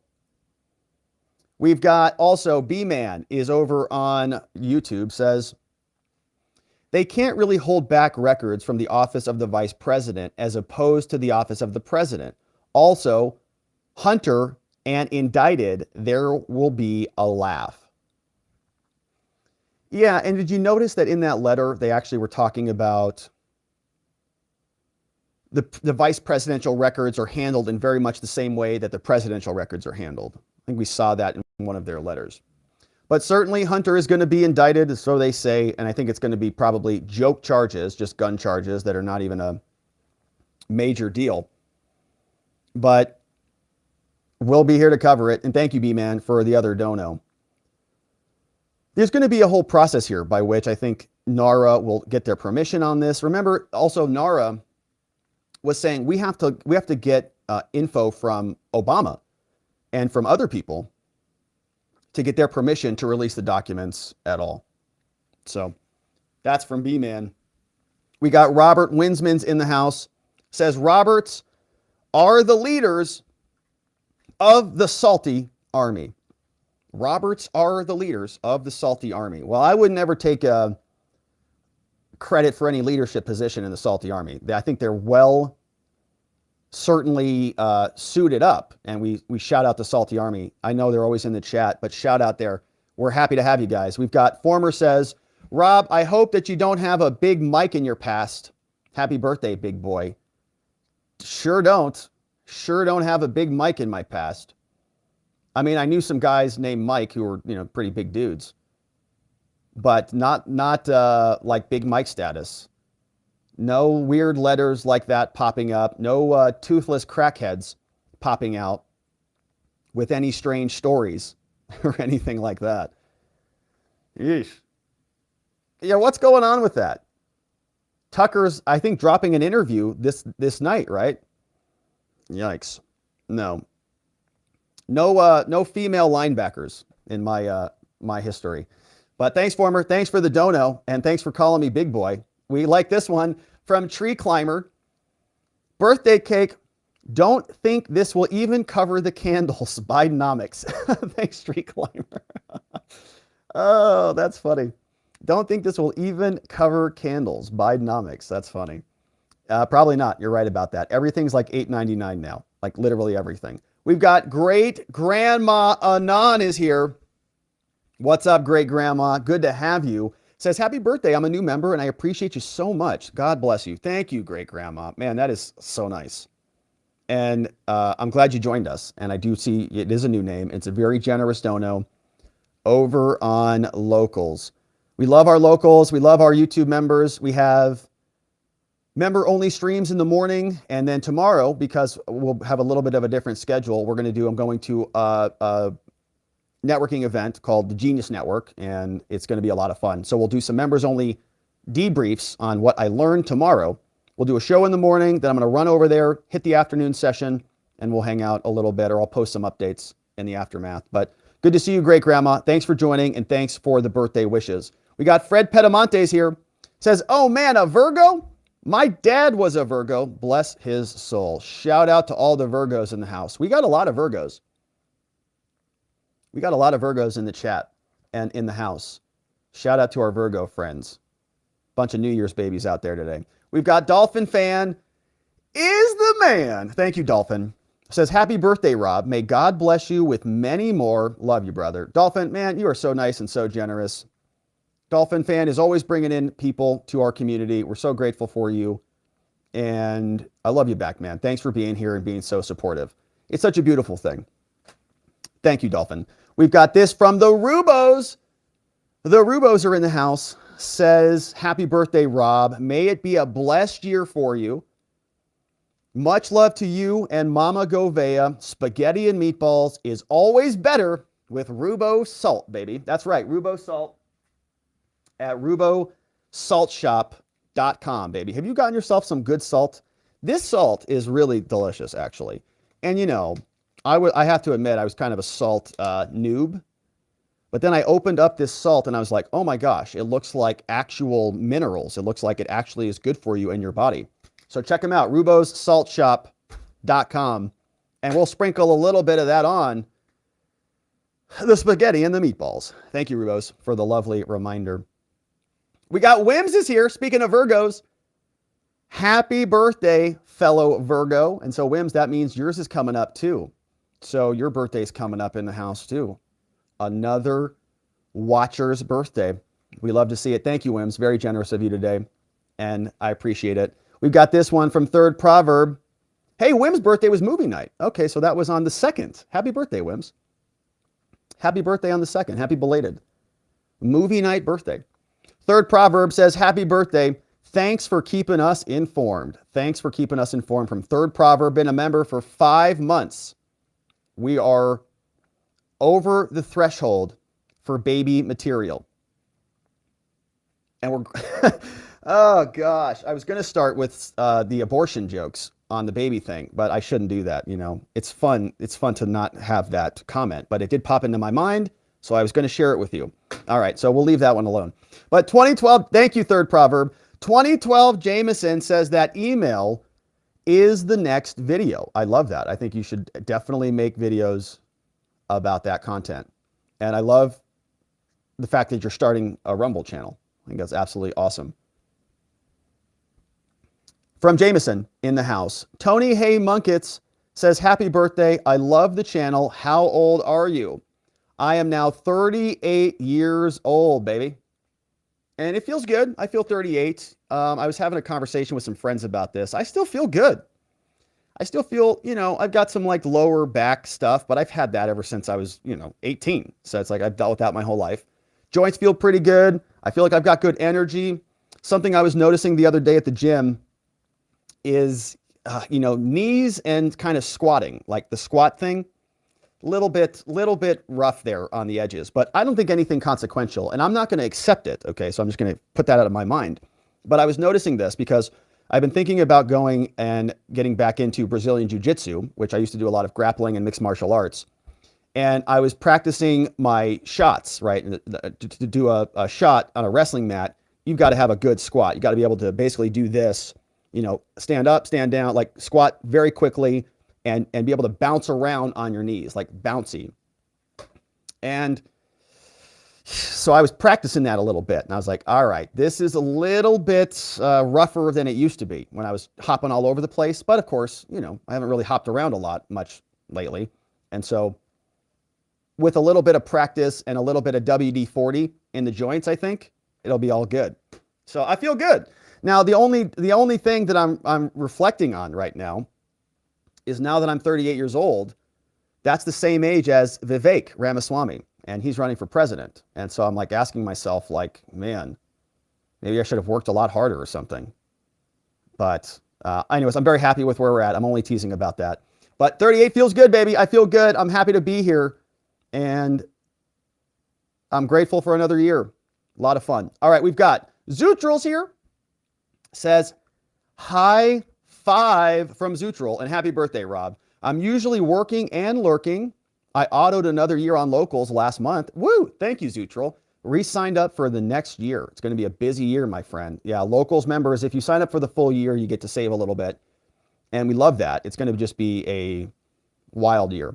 We've got, but wanted to chime in, wish you a wonderful birthday and dinner. Thank you for your wisdom, courage, perseverance, and positivity. Our founders are proud of you, and so are all of us. Zootral, what a nice message, man. Thank you for that. And, you know, I try to emulate our founders, to be perfectly honest with you. I think a lot of what we do here mirrors that. You know, I think something that was very formative to me was reading through the Federalist Papers and the Anti-Federalist Papers and how they debated their country in letters back to each other, you know, and all the different letters from all the different people using pseudonyms and Ben Franklin and these people. You know, they were talking, they were thinking, they were dialoguing, they were connecting, and they were changing the whole world, like the whole world, as a result of that. And so I'm inspired by them. And I think that they helped us reach this critical threshold of humanity where we have a written constitution that has never articulated things like free speech, things like due process, things like right to counsel, the presumption of innocence, you know, the government can't quarter in your residence, all of these things. It's like the right to keep and bear arms, the natural God-given right to defend yourself. It was such a beautiful thing, and we finally got to this threshold after thousands of years of humanity wandering around in the wilderness, murdering each other in, you know, barbarian hordes and conquest and all this stuff. We finally get this opportunity to reach this enlightenment moment where we anchor it in time, etched in stone for all of eternity, and the whole world changed as a result of that, out of that one document and idea. And here we are. We just keep going on. And even though there are a lot of people who are trying to deviate us from that path, we're not going to allow that to happen. And so, man, I'm grateful for that comment, Zootral. I appreciate it. You know, we stand on the shoulders of giants here, and we couldn't do it without you. So thank you, Zootral, for sending that one. We got Flash River. Happy blessed birthday, Rob. You've done well making the beautiful journey around the sun once again. Keep going till you're dizzy as all get out. I love it. We're going to, man. That's the plan. That's the plan. It's good to be a little bit dizzy as we just keep motoring on. From Flash River over on Locals. Thank you, Flash. We got the good doctor. Says, happy birthday, Rob. Thanks, Doc. Says, mainstream press is starting to lose its cool over Hunter and Biden. On the drive in from work, I listened to Dan Abrams. He sort of lost his cool over ordinary citizens calling him out on MSM duplicity with Biden and Trump. He sort of lost his cool. Yeah, and I think that you're right about this. I think they're getting a little panicky, which is why they're going to try to indict him again. Now, Dan Abrams, he's the, doesn't he run Law and Crime, or he's that guy? I have not really listened to him, so I don't know his takes. I don't really read Law and Crime because of their political bend. But that sounds about right. I mean, I did see the clip of, what's his name? Bill Maher had a really difficult time even articulating what they're so upset about with Trump. And, you know, it's like this concept when, we've talked about this here, Doc. When you have good facts in your case, you pound the facts. When you have good law in your case, you pound the law. When you don't have good facts or good law, and you can't pound either one of those, all you do is you pound the table. And that's exactly what I think we're seeing here. That's why they keep saying like baseless, baseless, baseless, and 4 times indicted, blah, blah, blah. Is because they have to create the problem because the citizenry is not seeing the problem that they've created. In fact, we see them as being the problem, and they have no legitimacy behind their actions. Good comment, NY. Bacon seeds! What's up, bacon seeds? Man, I wish those were a thing, don't you guys? Bacon seeds, we could just grow them all in our houses and have endless supplies, fields of bacon, just for us to harvest every day. Bacon seeds, good to see you. Thank you for the nice dono in the house. We've got a bad poet. says, happy cake, and stay positive. P.S. Powder was probably found in each location at the big White House. Forgetting a stash is common. Well, especially when you're cracked out, man. Yeah, you just don't know. You're like, hunters just probably got different stashes all over the place. But our Secret Service really couldn't identify who that was. In the most secure building in the entire planet, they don't really know who it belonged to. They did a short investigation, and that's the end of it. Field of Bacon. Gosh, that's right. We could get a whole new sponsor here. And then we'd all have clogged arteries. Is that true? We got the carnivores might get mad at me for saying that. I don't know. A bad poet. Thank you, a bad poet. We got Just My Opinion. Happy birthday, Robert, from Just My Opinion. Been a member for 8 months. One more to go. And then we have a baby. Unless you're AOC. Then you never know. We never know what could happen. But hopefully we keep it going. Just My Opinion. Thanks for being here. Thanks for being an amazing member. Viva MAGA says, speaking of birthdays, we are all another year smarter just from being here. Thanks for the hard work. Keep us informed and in touch. Cheers, brother, from Viva MAGA. Well, thanks for saying that, Viva MAGA. I think I agree with you on that. I mean, I can't tell you how much I feel like I've learned and experienced and changed. I mean, gosh, I feel like we are seeing his history right in front of our eyes because we are. This is historic. I mean, when I was in law school, we would read cases, and a lot of the cases we would read, a lot of them, actually most of them, 99% of the cases you read in law school are pretty dang boring. It's, a lot of it's not historic, in other words. Maybe not quite 99%, but a lot of it is not historic. And then the ones that are, those really stand out and those really hit you. And what we're going through right now is going to be a historic moment in history. I don't know what's going to happen to this country or to the rest of the world, but when students are studying the law, this will be anchored in for eternity, right? Until there really isn't eternity anymore. And it might be so important that it caused, a major shift in what's happening in the entire country. Like it's a pivot point, not just for American criminal law or for the 2024 election, but for the entire timeline is deviating off of this. And to be here, to learn about it, to go through it, in a way that we can really unpack it together with some depth is just a beautiful experience. Viva, thank you for saying that. Viva MAGA in the lovely house. We got the good doc says, I suspect the MSM and the Biden team will pull something in the next week or two to set the tone before Congress returns for hearings. Polls show the president's bad approval rate is going to historic lows.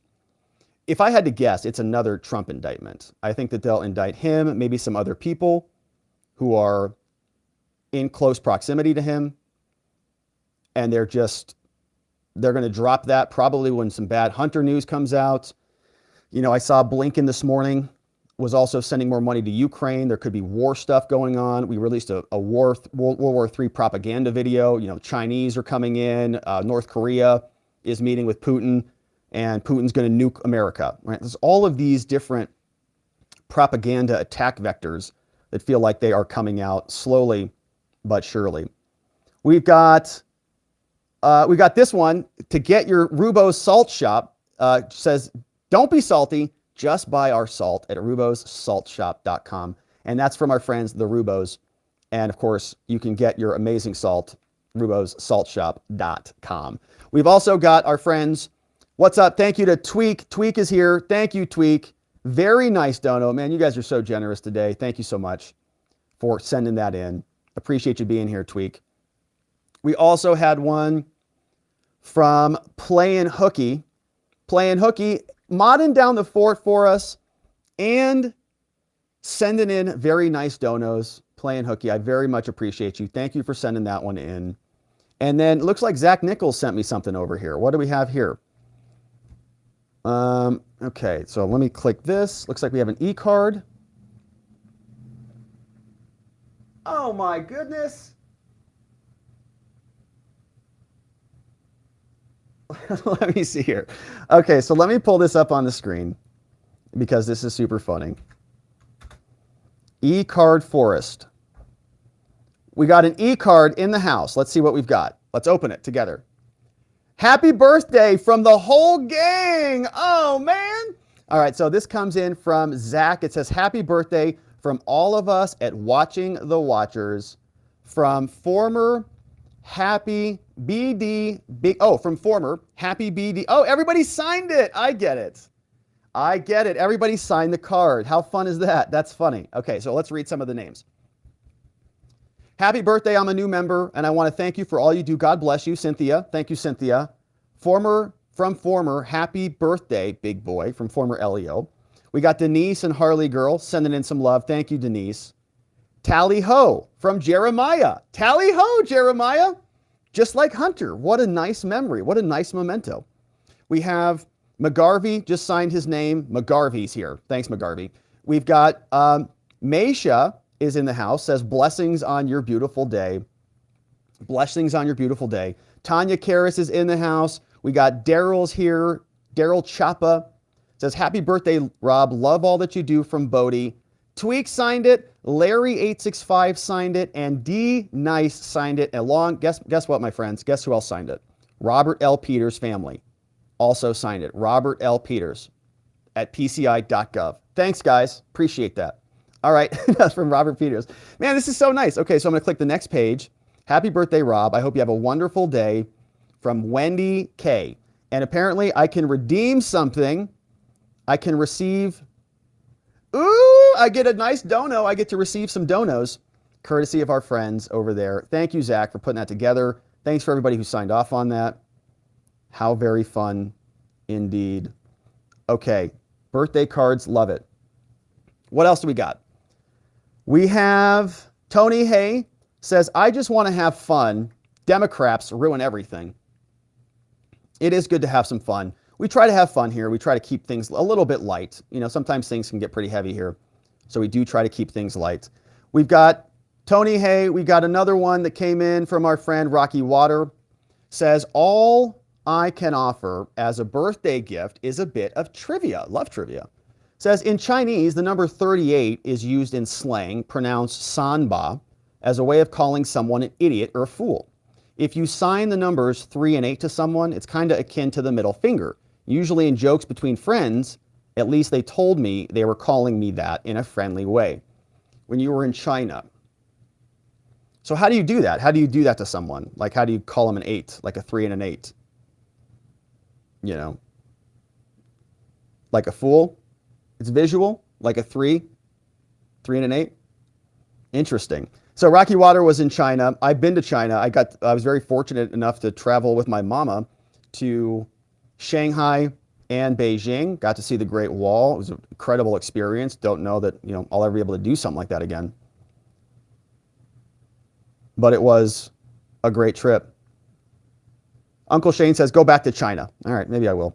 We've got this one. Maybe we all will. We'll all be speaking Chinese soon. Playing hooky. That is a fun bit of trivia, and I'm actually curious to know more about that. There's weird things in China about the number 8. It's like a sacred thing, I think. Playing hooky says, we keep trying the years to pass good luck on your journey. Happy birthday. We keep trying the years. Pass good luck on your journey. Happy birthday from Playing Hooky, who's helping us mod down the fort over on YouTube. We've also got Jameson's here, says you can't manufacture claims in federal claims. Yeah, that's true. And I think you're responding to that other comment about, can you sue somebody else? And definitely, right? I'm not saying manufacture somebody, like you have to be injured. You can't just sue somebody to make a grievance, you know, and have that and expect success and not sanctions or cost of the lawsuits. Like there's repercussions to just filing frivolous suits. But if this person were harmed, if the party were harmed, if there were some sort of injury, then I think that would open them up to a claim. And so that's from Jameson. We got Indoctrinations in the house, says, happy birthday, Rob. I need to see Rob in a singlet for research purposes, of course. You know, I have a picture of that from my high school days, actually, somewhere. You know what, though? You reminded me, Indoctrination. You guys want to see me in 5th grade? check this out. Here's me in 5th grade. My old professor, Mr. P, posted this on Facebook today for my birthday. My old 5th grade teacher posted this. And man, I can't really zoom in on this too much, but here is what it looks like. So this is our 5th grade class. That's Mr. P over here. Shout out to Mr. P, the best teacher ever. And your boy is right here in red, if you can see it. Right there in red. That's your boy. 5th grade Rob, baby. Looking good. Looking good. Nice big smile, you know? Man, I was happy to be there.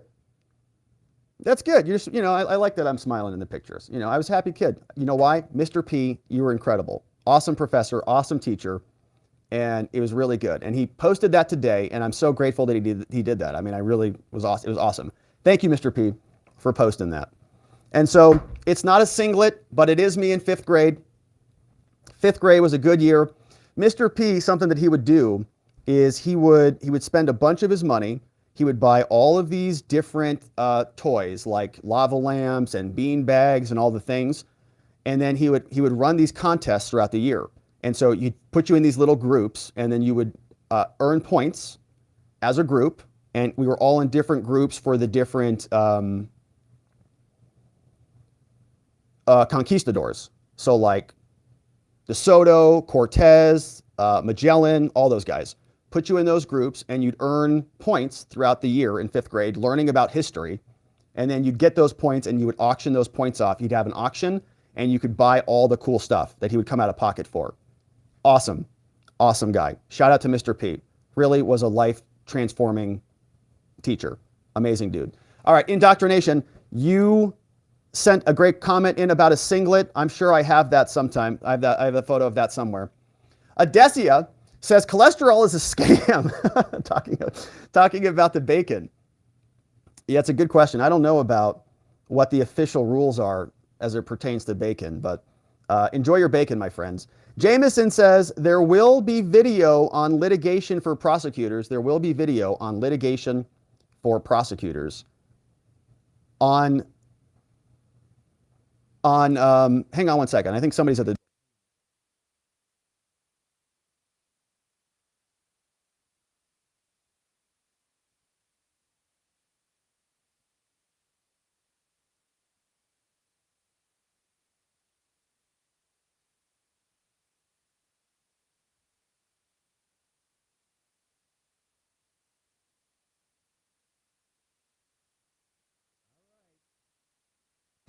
It's not the feds.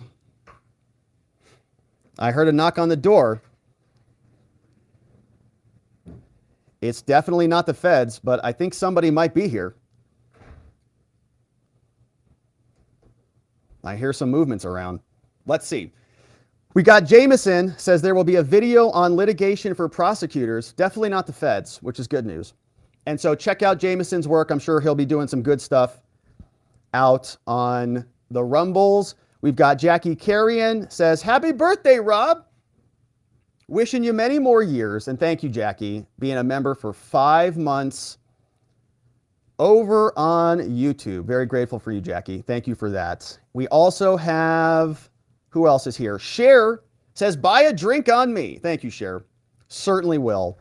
And I'm grateful for your support. Thanks for being here. Thanks for sending in some happy birthday, dono love on this lovely day. We got Mr. Fangs in the house, says, it's my birthday too.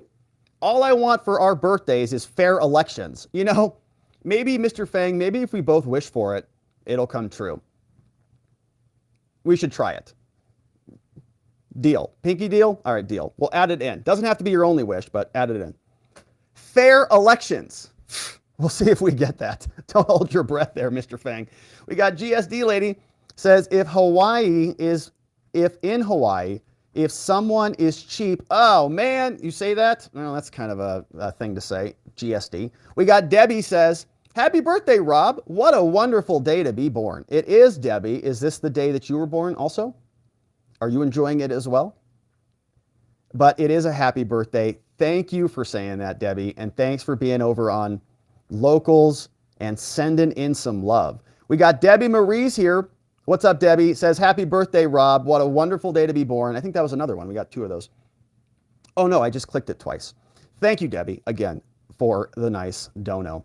All right, let's see what's going on over on the X before we wrap it up on the day, my friends, and go on over to our Locals members only after party, which we're going to hang out with. I skipped one, says V. Which one did I miss? I'm not sure which one I missed, V. In Hawaii. No, I read that one. I'm just not going to continue to read that one, though. Thanks, though. Yeah, I skipped that one intentionally. Yeah, because of the comment. But here's what we've got over on Twitter. Let's see who is watching us here on the day. Let's see what this looks like. Who's what? 10 people? Oh my goodness. We've got double-digit viewers on Twitter. Okay, I have to act like I've been here before. All right, please don't leave, okay? The show's going to be great. This is going to be a great section. All right, 10 people. Okay, don't get nervous. All right, V says, Blitzer is a sheep in wolf's clothing, no doubt. Well, I don't even know actually what he is. Is he even in wolf's clothing, or is he just a sheep? He kind of looks sheepish to me in general, but I get your point. I like it. Danny McWilliams says 75% of women, 54% of men think Trump is guilty. What about the other 105 genders? It's a good question. I don't know. It's very complicated. They should probably pull them all. V's sharing a clip over there. We've got Norman Lee Smith says, great live stream, Rob. Thanks for the info and the analysis. Here's my tribute cover of the North of Richmond tune submitted for your approval. Interesting. All right. So maybe we'll take a look at that. I was going to say in the after party, but I don't know if you're in the after party, Norman. But that sounds awesome. It's on YouTube. My friends, if you want to hear Norman's view of the song, go on over there to Twitter and check it out. Fred is here, says 2012 Jameson is a smart dude. I like his insight. That's from Johnny. No doubt about that. Jameson's a smart dude. We got Chet Bin B says, happy birthday, Rob. The cake wants to be eaten. The cake wants to be eaten. It certainly does. We've got Mad Mona says, you're muted on Rumble. I can't read lips. Hopefully it's functional over there. I think people have been watching. Is it your volume? Check your volume. Fred says, if Judge Chutkan is actually allowed to preside over the case, I will never believe in the U.S. justice system ever again. Kaplan was one thing, but this is intolerable. TJ King says, happy birthday, Rob. Sharing in the Simpsons part in for me. Thank you for that, TJ. Pap Pup Mom says, I'm pretty sure it is what it is mindset, but the way you seem to handle all of this BS and the shenanigans is admirable. Thank you as always for what you do. Yeah, I mean, I can understand why. I don't think it's an is what it is mindset. I think we're actually doing good work.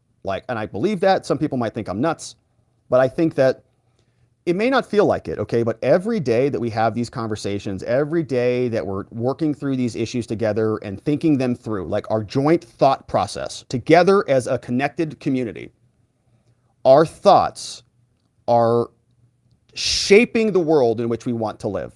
The universe conspires to make it happen. And so that's why we're going to stay positive. We're going to build the world that we want to live in and continue to fight for truth and freedom of speech and all of the things that are eternal. And we'll be successful as a result of it. Hey, Rob, any news on the Trump Colorado lawsuit? No, I'm not even familiar with that one, actually. So good questions. Okay, so those are from our friends over on the X, Silicon Valley, saying, enjoy the meatballs. Thank you, Silicon.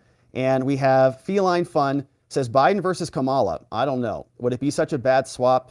What's worse, corruption or simple-minded, putting it politely? That's a good question, Feline. I think we're pretty much in a bad spot either way, no matter who it happens to be. So, all right, my friends, those are our friends over on X. And we are grateful for everybody who sent in those amazing comments. But we are done. We are going to leave it here and go over to watchingthewatchers.locals.com for our short after party. And so we certainly would love to see you there. If you haven't signed up, check it out, watchingthewatchers.locals.com. We do member-only morning streams. We do Saturday shows. We do a lot of fun stuff. And we would love it if you joined us. We also, we had a couple final tips come in. Flash River says, Rob, it's intriguing how many JD holders delve into constitutional law, but miss the U.S. Constitution basics. We discussed non-compliance yesterday, and I recommended the non-compliant movie. Brilliant. This woman, Chris Ann Hall, brilliantly explains our rights in our Constitution. Watch this excellent movie by Chris Ann Hall, JD. Here's the link over on YouTube. And so certainly check that out, my friends. Sounds like an interesting one. I agree. It is concerning that they don't know more about the Constitution. I wish a lot of people did. We have Debbie Marie says, what's going on? Nothing. Oh, we have a birthday. It's them, yes. It's a birthday. All right, come say hello. Come get in the frame. Birthday, dear Rob. Happy birthday to you. Hey! It's a meatball birthday cake. Yep. It's meatballs. All right, big wishes. All right. Hey! Yay, Rob. Yay! All right. Here's a present. Can I open it? Yeah. All right, so let me introduce you guys to everybody. So of course, you guys know this is my Mama Govea. This is Greg. This is Joey, and this is my fam. And so we're going to be hanging out here tonight, and we're going to be doing. We got obviously homemade meatballs, and these are the amazing meatballs. I was telling you about these meatballs last night, and so we've got some of our Rubo's Salt Shop, and we've got our meatballs, Mama Govea's meatballs. And so we'll be eating those. And am I opening this? Yeah. Right now? Yeah. All right. Let's open it. Do I have a knife? Here, let me see. I do. I do have a knife. Look at that. There you go. Okay. What's up, buddy? I'm good, yo. What are you doing? You going to do a podcast? Oh, yes, I am.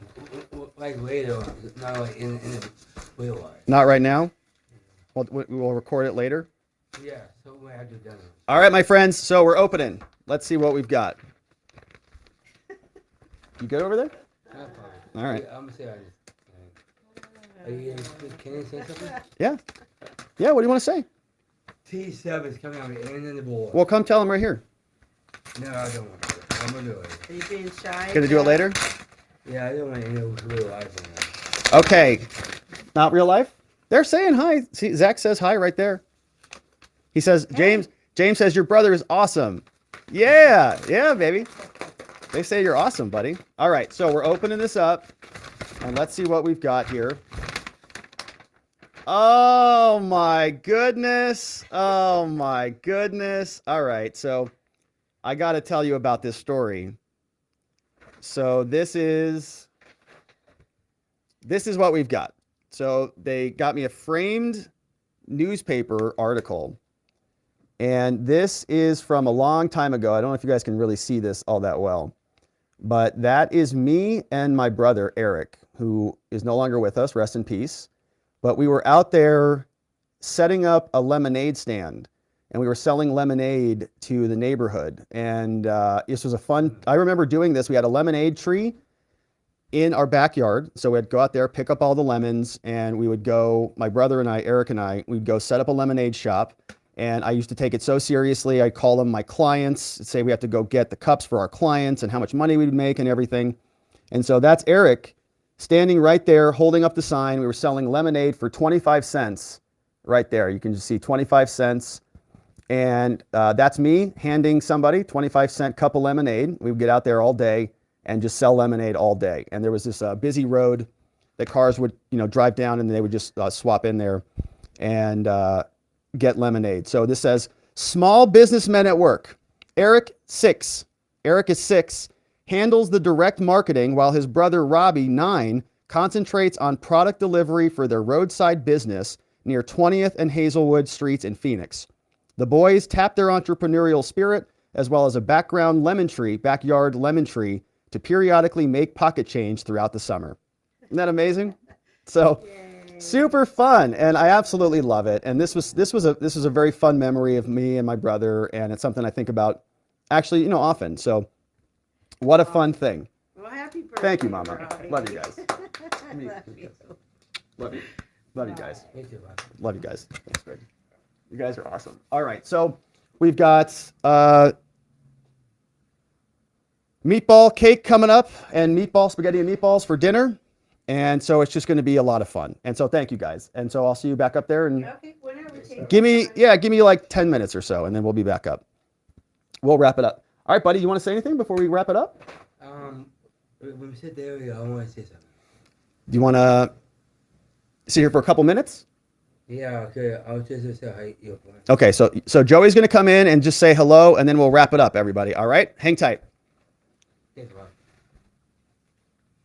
All right, go on. Okay. Do you want to show anything on the screen, or just give them a message? Yeah, don't worry about it. Okay. Go ahead. You got it? Yeah.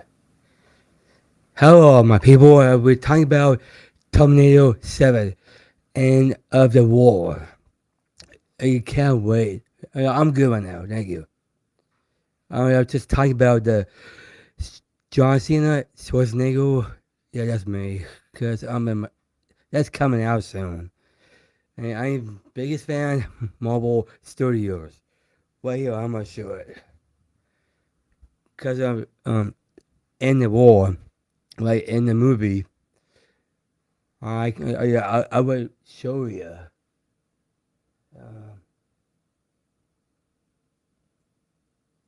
I will show you my movies. You're pulling it up? Yeah, I am. Where are you doing it? On that one. Here, let's pull it up right here on this one. Pull it up on this screen.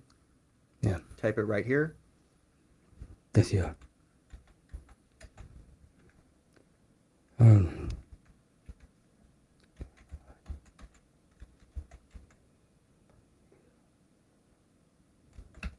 Nice work, buddy. All right, so there you go. Now you can show them. Okay. Thanks, Rob. Got it? Yes. All right. Thanks, you. What do I do? Okay, just a couple minutes, and then let me close it up, and then we're gonna have dinner. Okay, Rob. This is Terminator 7 release dates cast. I'm gonna show you the video. This is me. Watch this. Many decades have passed since Judgment Day, and too many sacrifices have been made along the way. But now, we have found a way to end the war against the machines.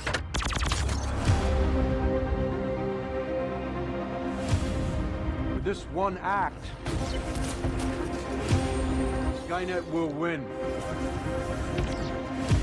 There won't be a resistance to challenge the machines. Tell me, if we don't fight now, how do you expect humanity to continue? What you're doing right now, this is the end of the war. When will you ever learn? You are nothing but a relic from a deleted timeline.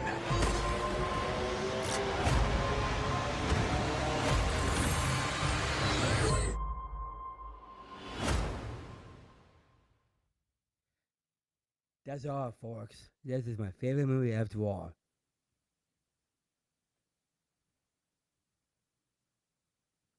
Yep, that's me. Time travel Terminators. I'm done. Thank you. Nice work, buddy. Thanks, Bob. Woo. Nice work. Great job. Yeah, nice job, baby. You see them? You see what they're saying? Yeah. They're saying love this. They're saying thank you, Joey. We love this. They're saying nice work. Mic drop. Looking good. You did great. You did. You know you did great. Good job. All right, buddy. So I'll see you up there. We're going to have dinner. Give me like 5 minutes, okay? All right. See you in a minute. All right. So that is the update. And, you know, quite frankly, Terminator is incredible. And I can't wait to see Terminator. One of my favorite movies, Terminator 2. Outstanding. And so thank you, Joey, for that nice update. And so, my friends, Joey is the man. That's my brother. And Joey has his own YouTube channel, by the way. If you're not familiar with Joey's work, let me grab that while we're here. It's called I Am Joey G. He has his own YouTube channel, and he goes through some of the various movies out there. We do need to get a little bit more stuff published on there for him. But he does have a channel, I Am Joey G 86. And so this is what it looks like.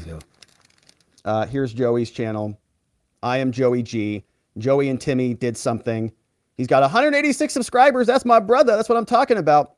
All right. And so if you want to check out Joey and some of his stuff, we're going to keep trying to post some more stuff on there. So that's Joey's channel. We'll give him a little bit of a plug over there.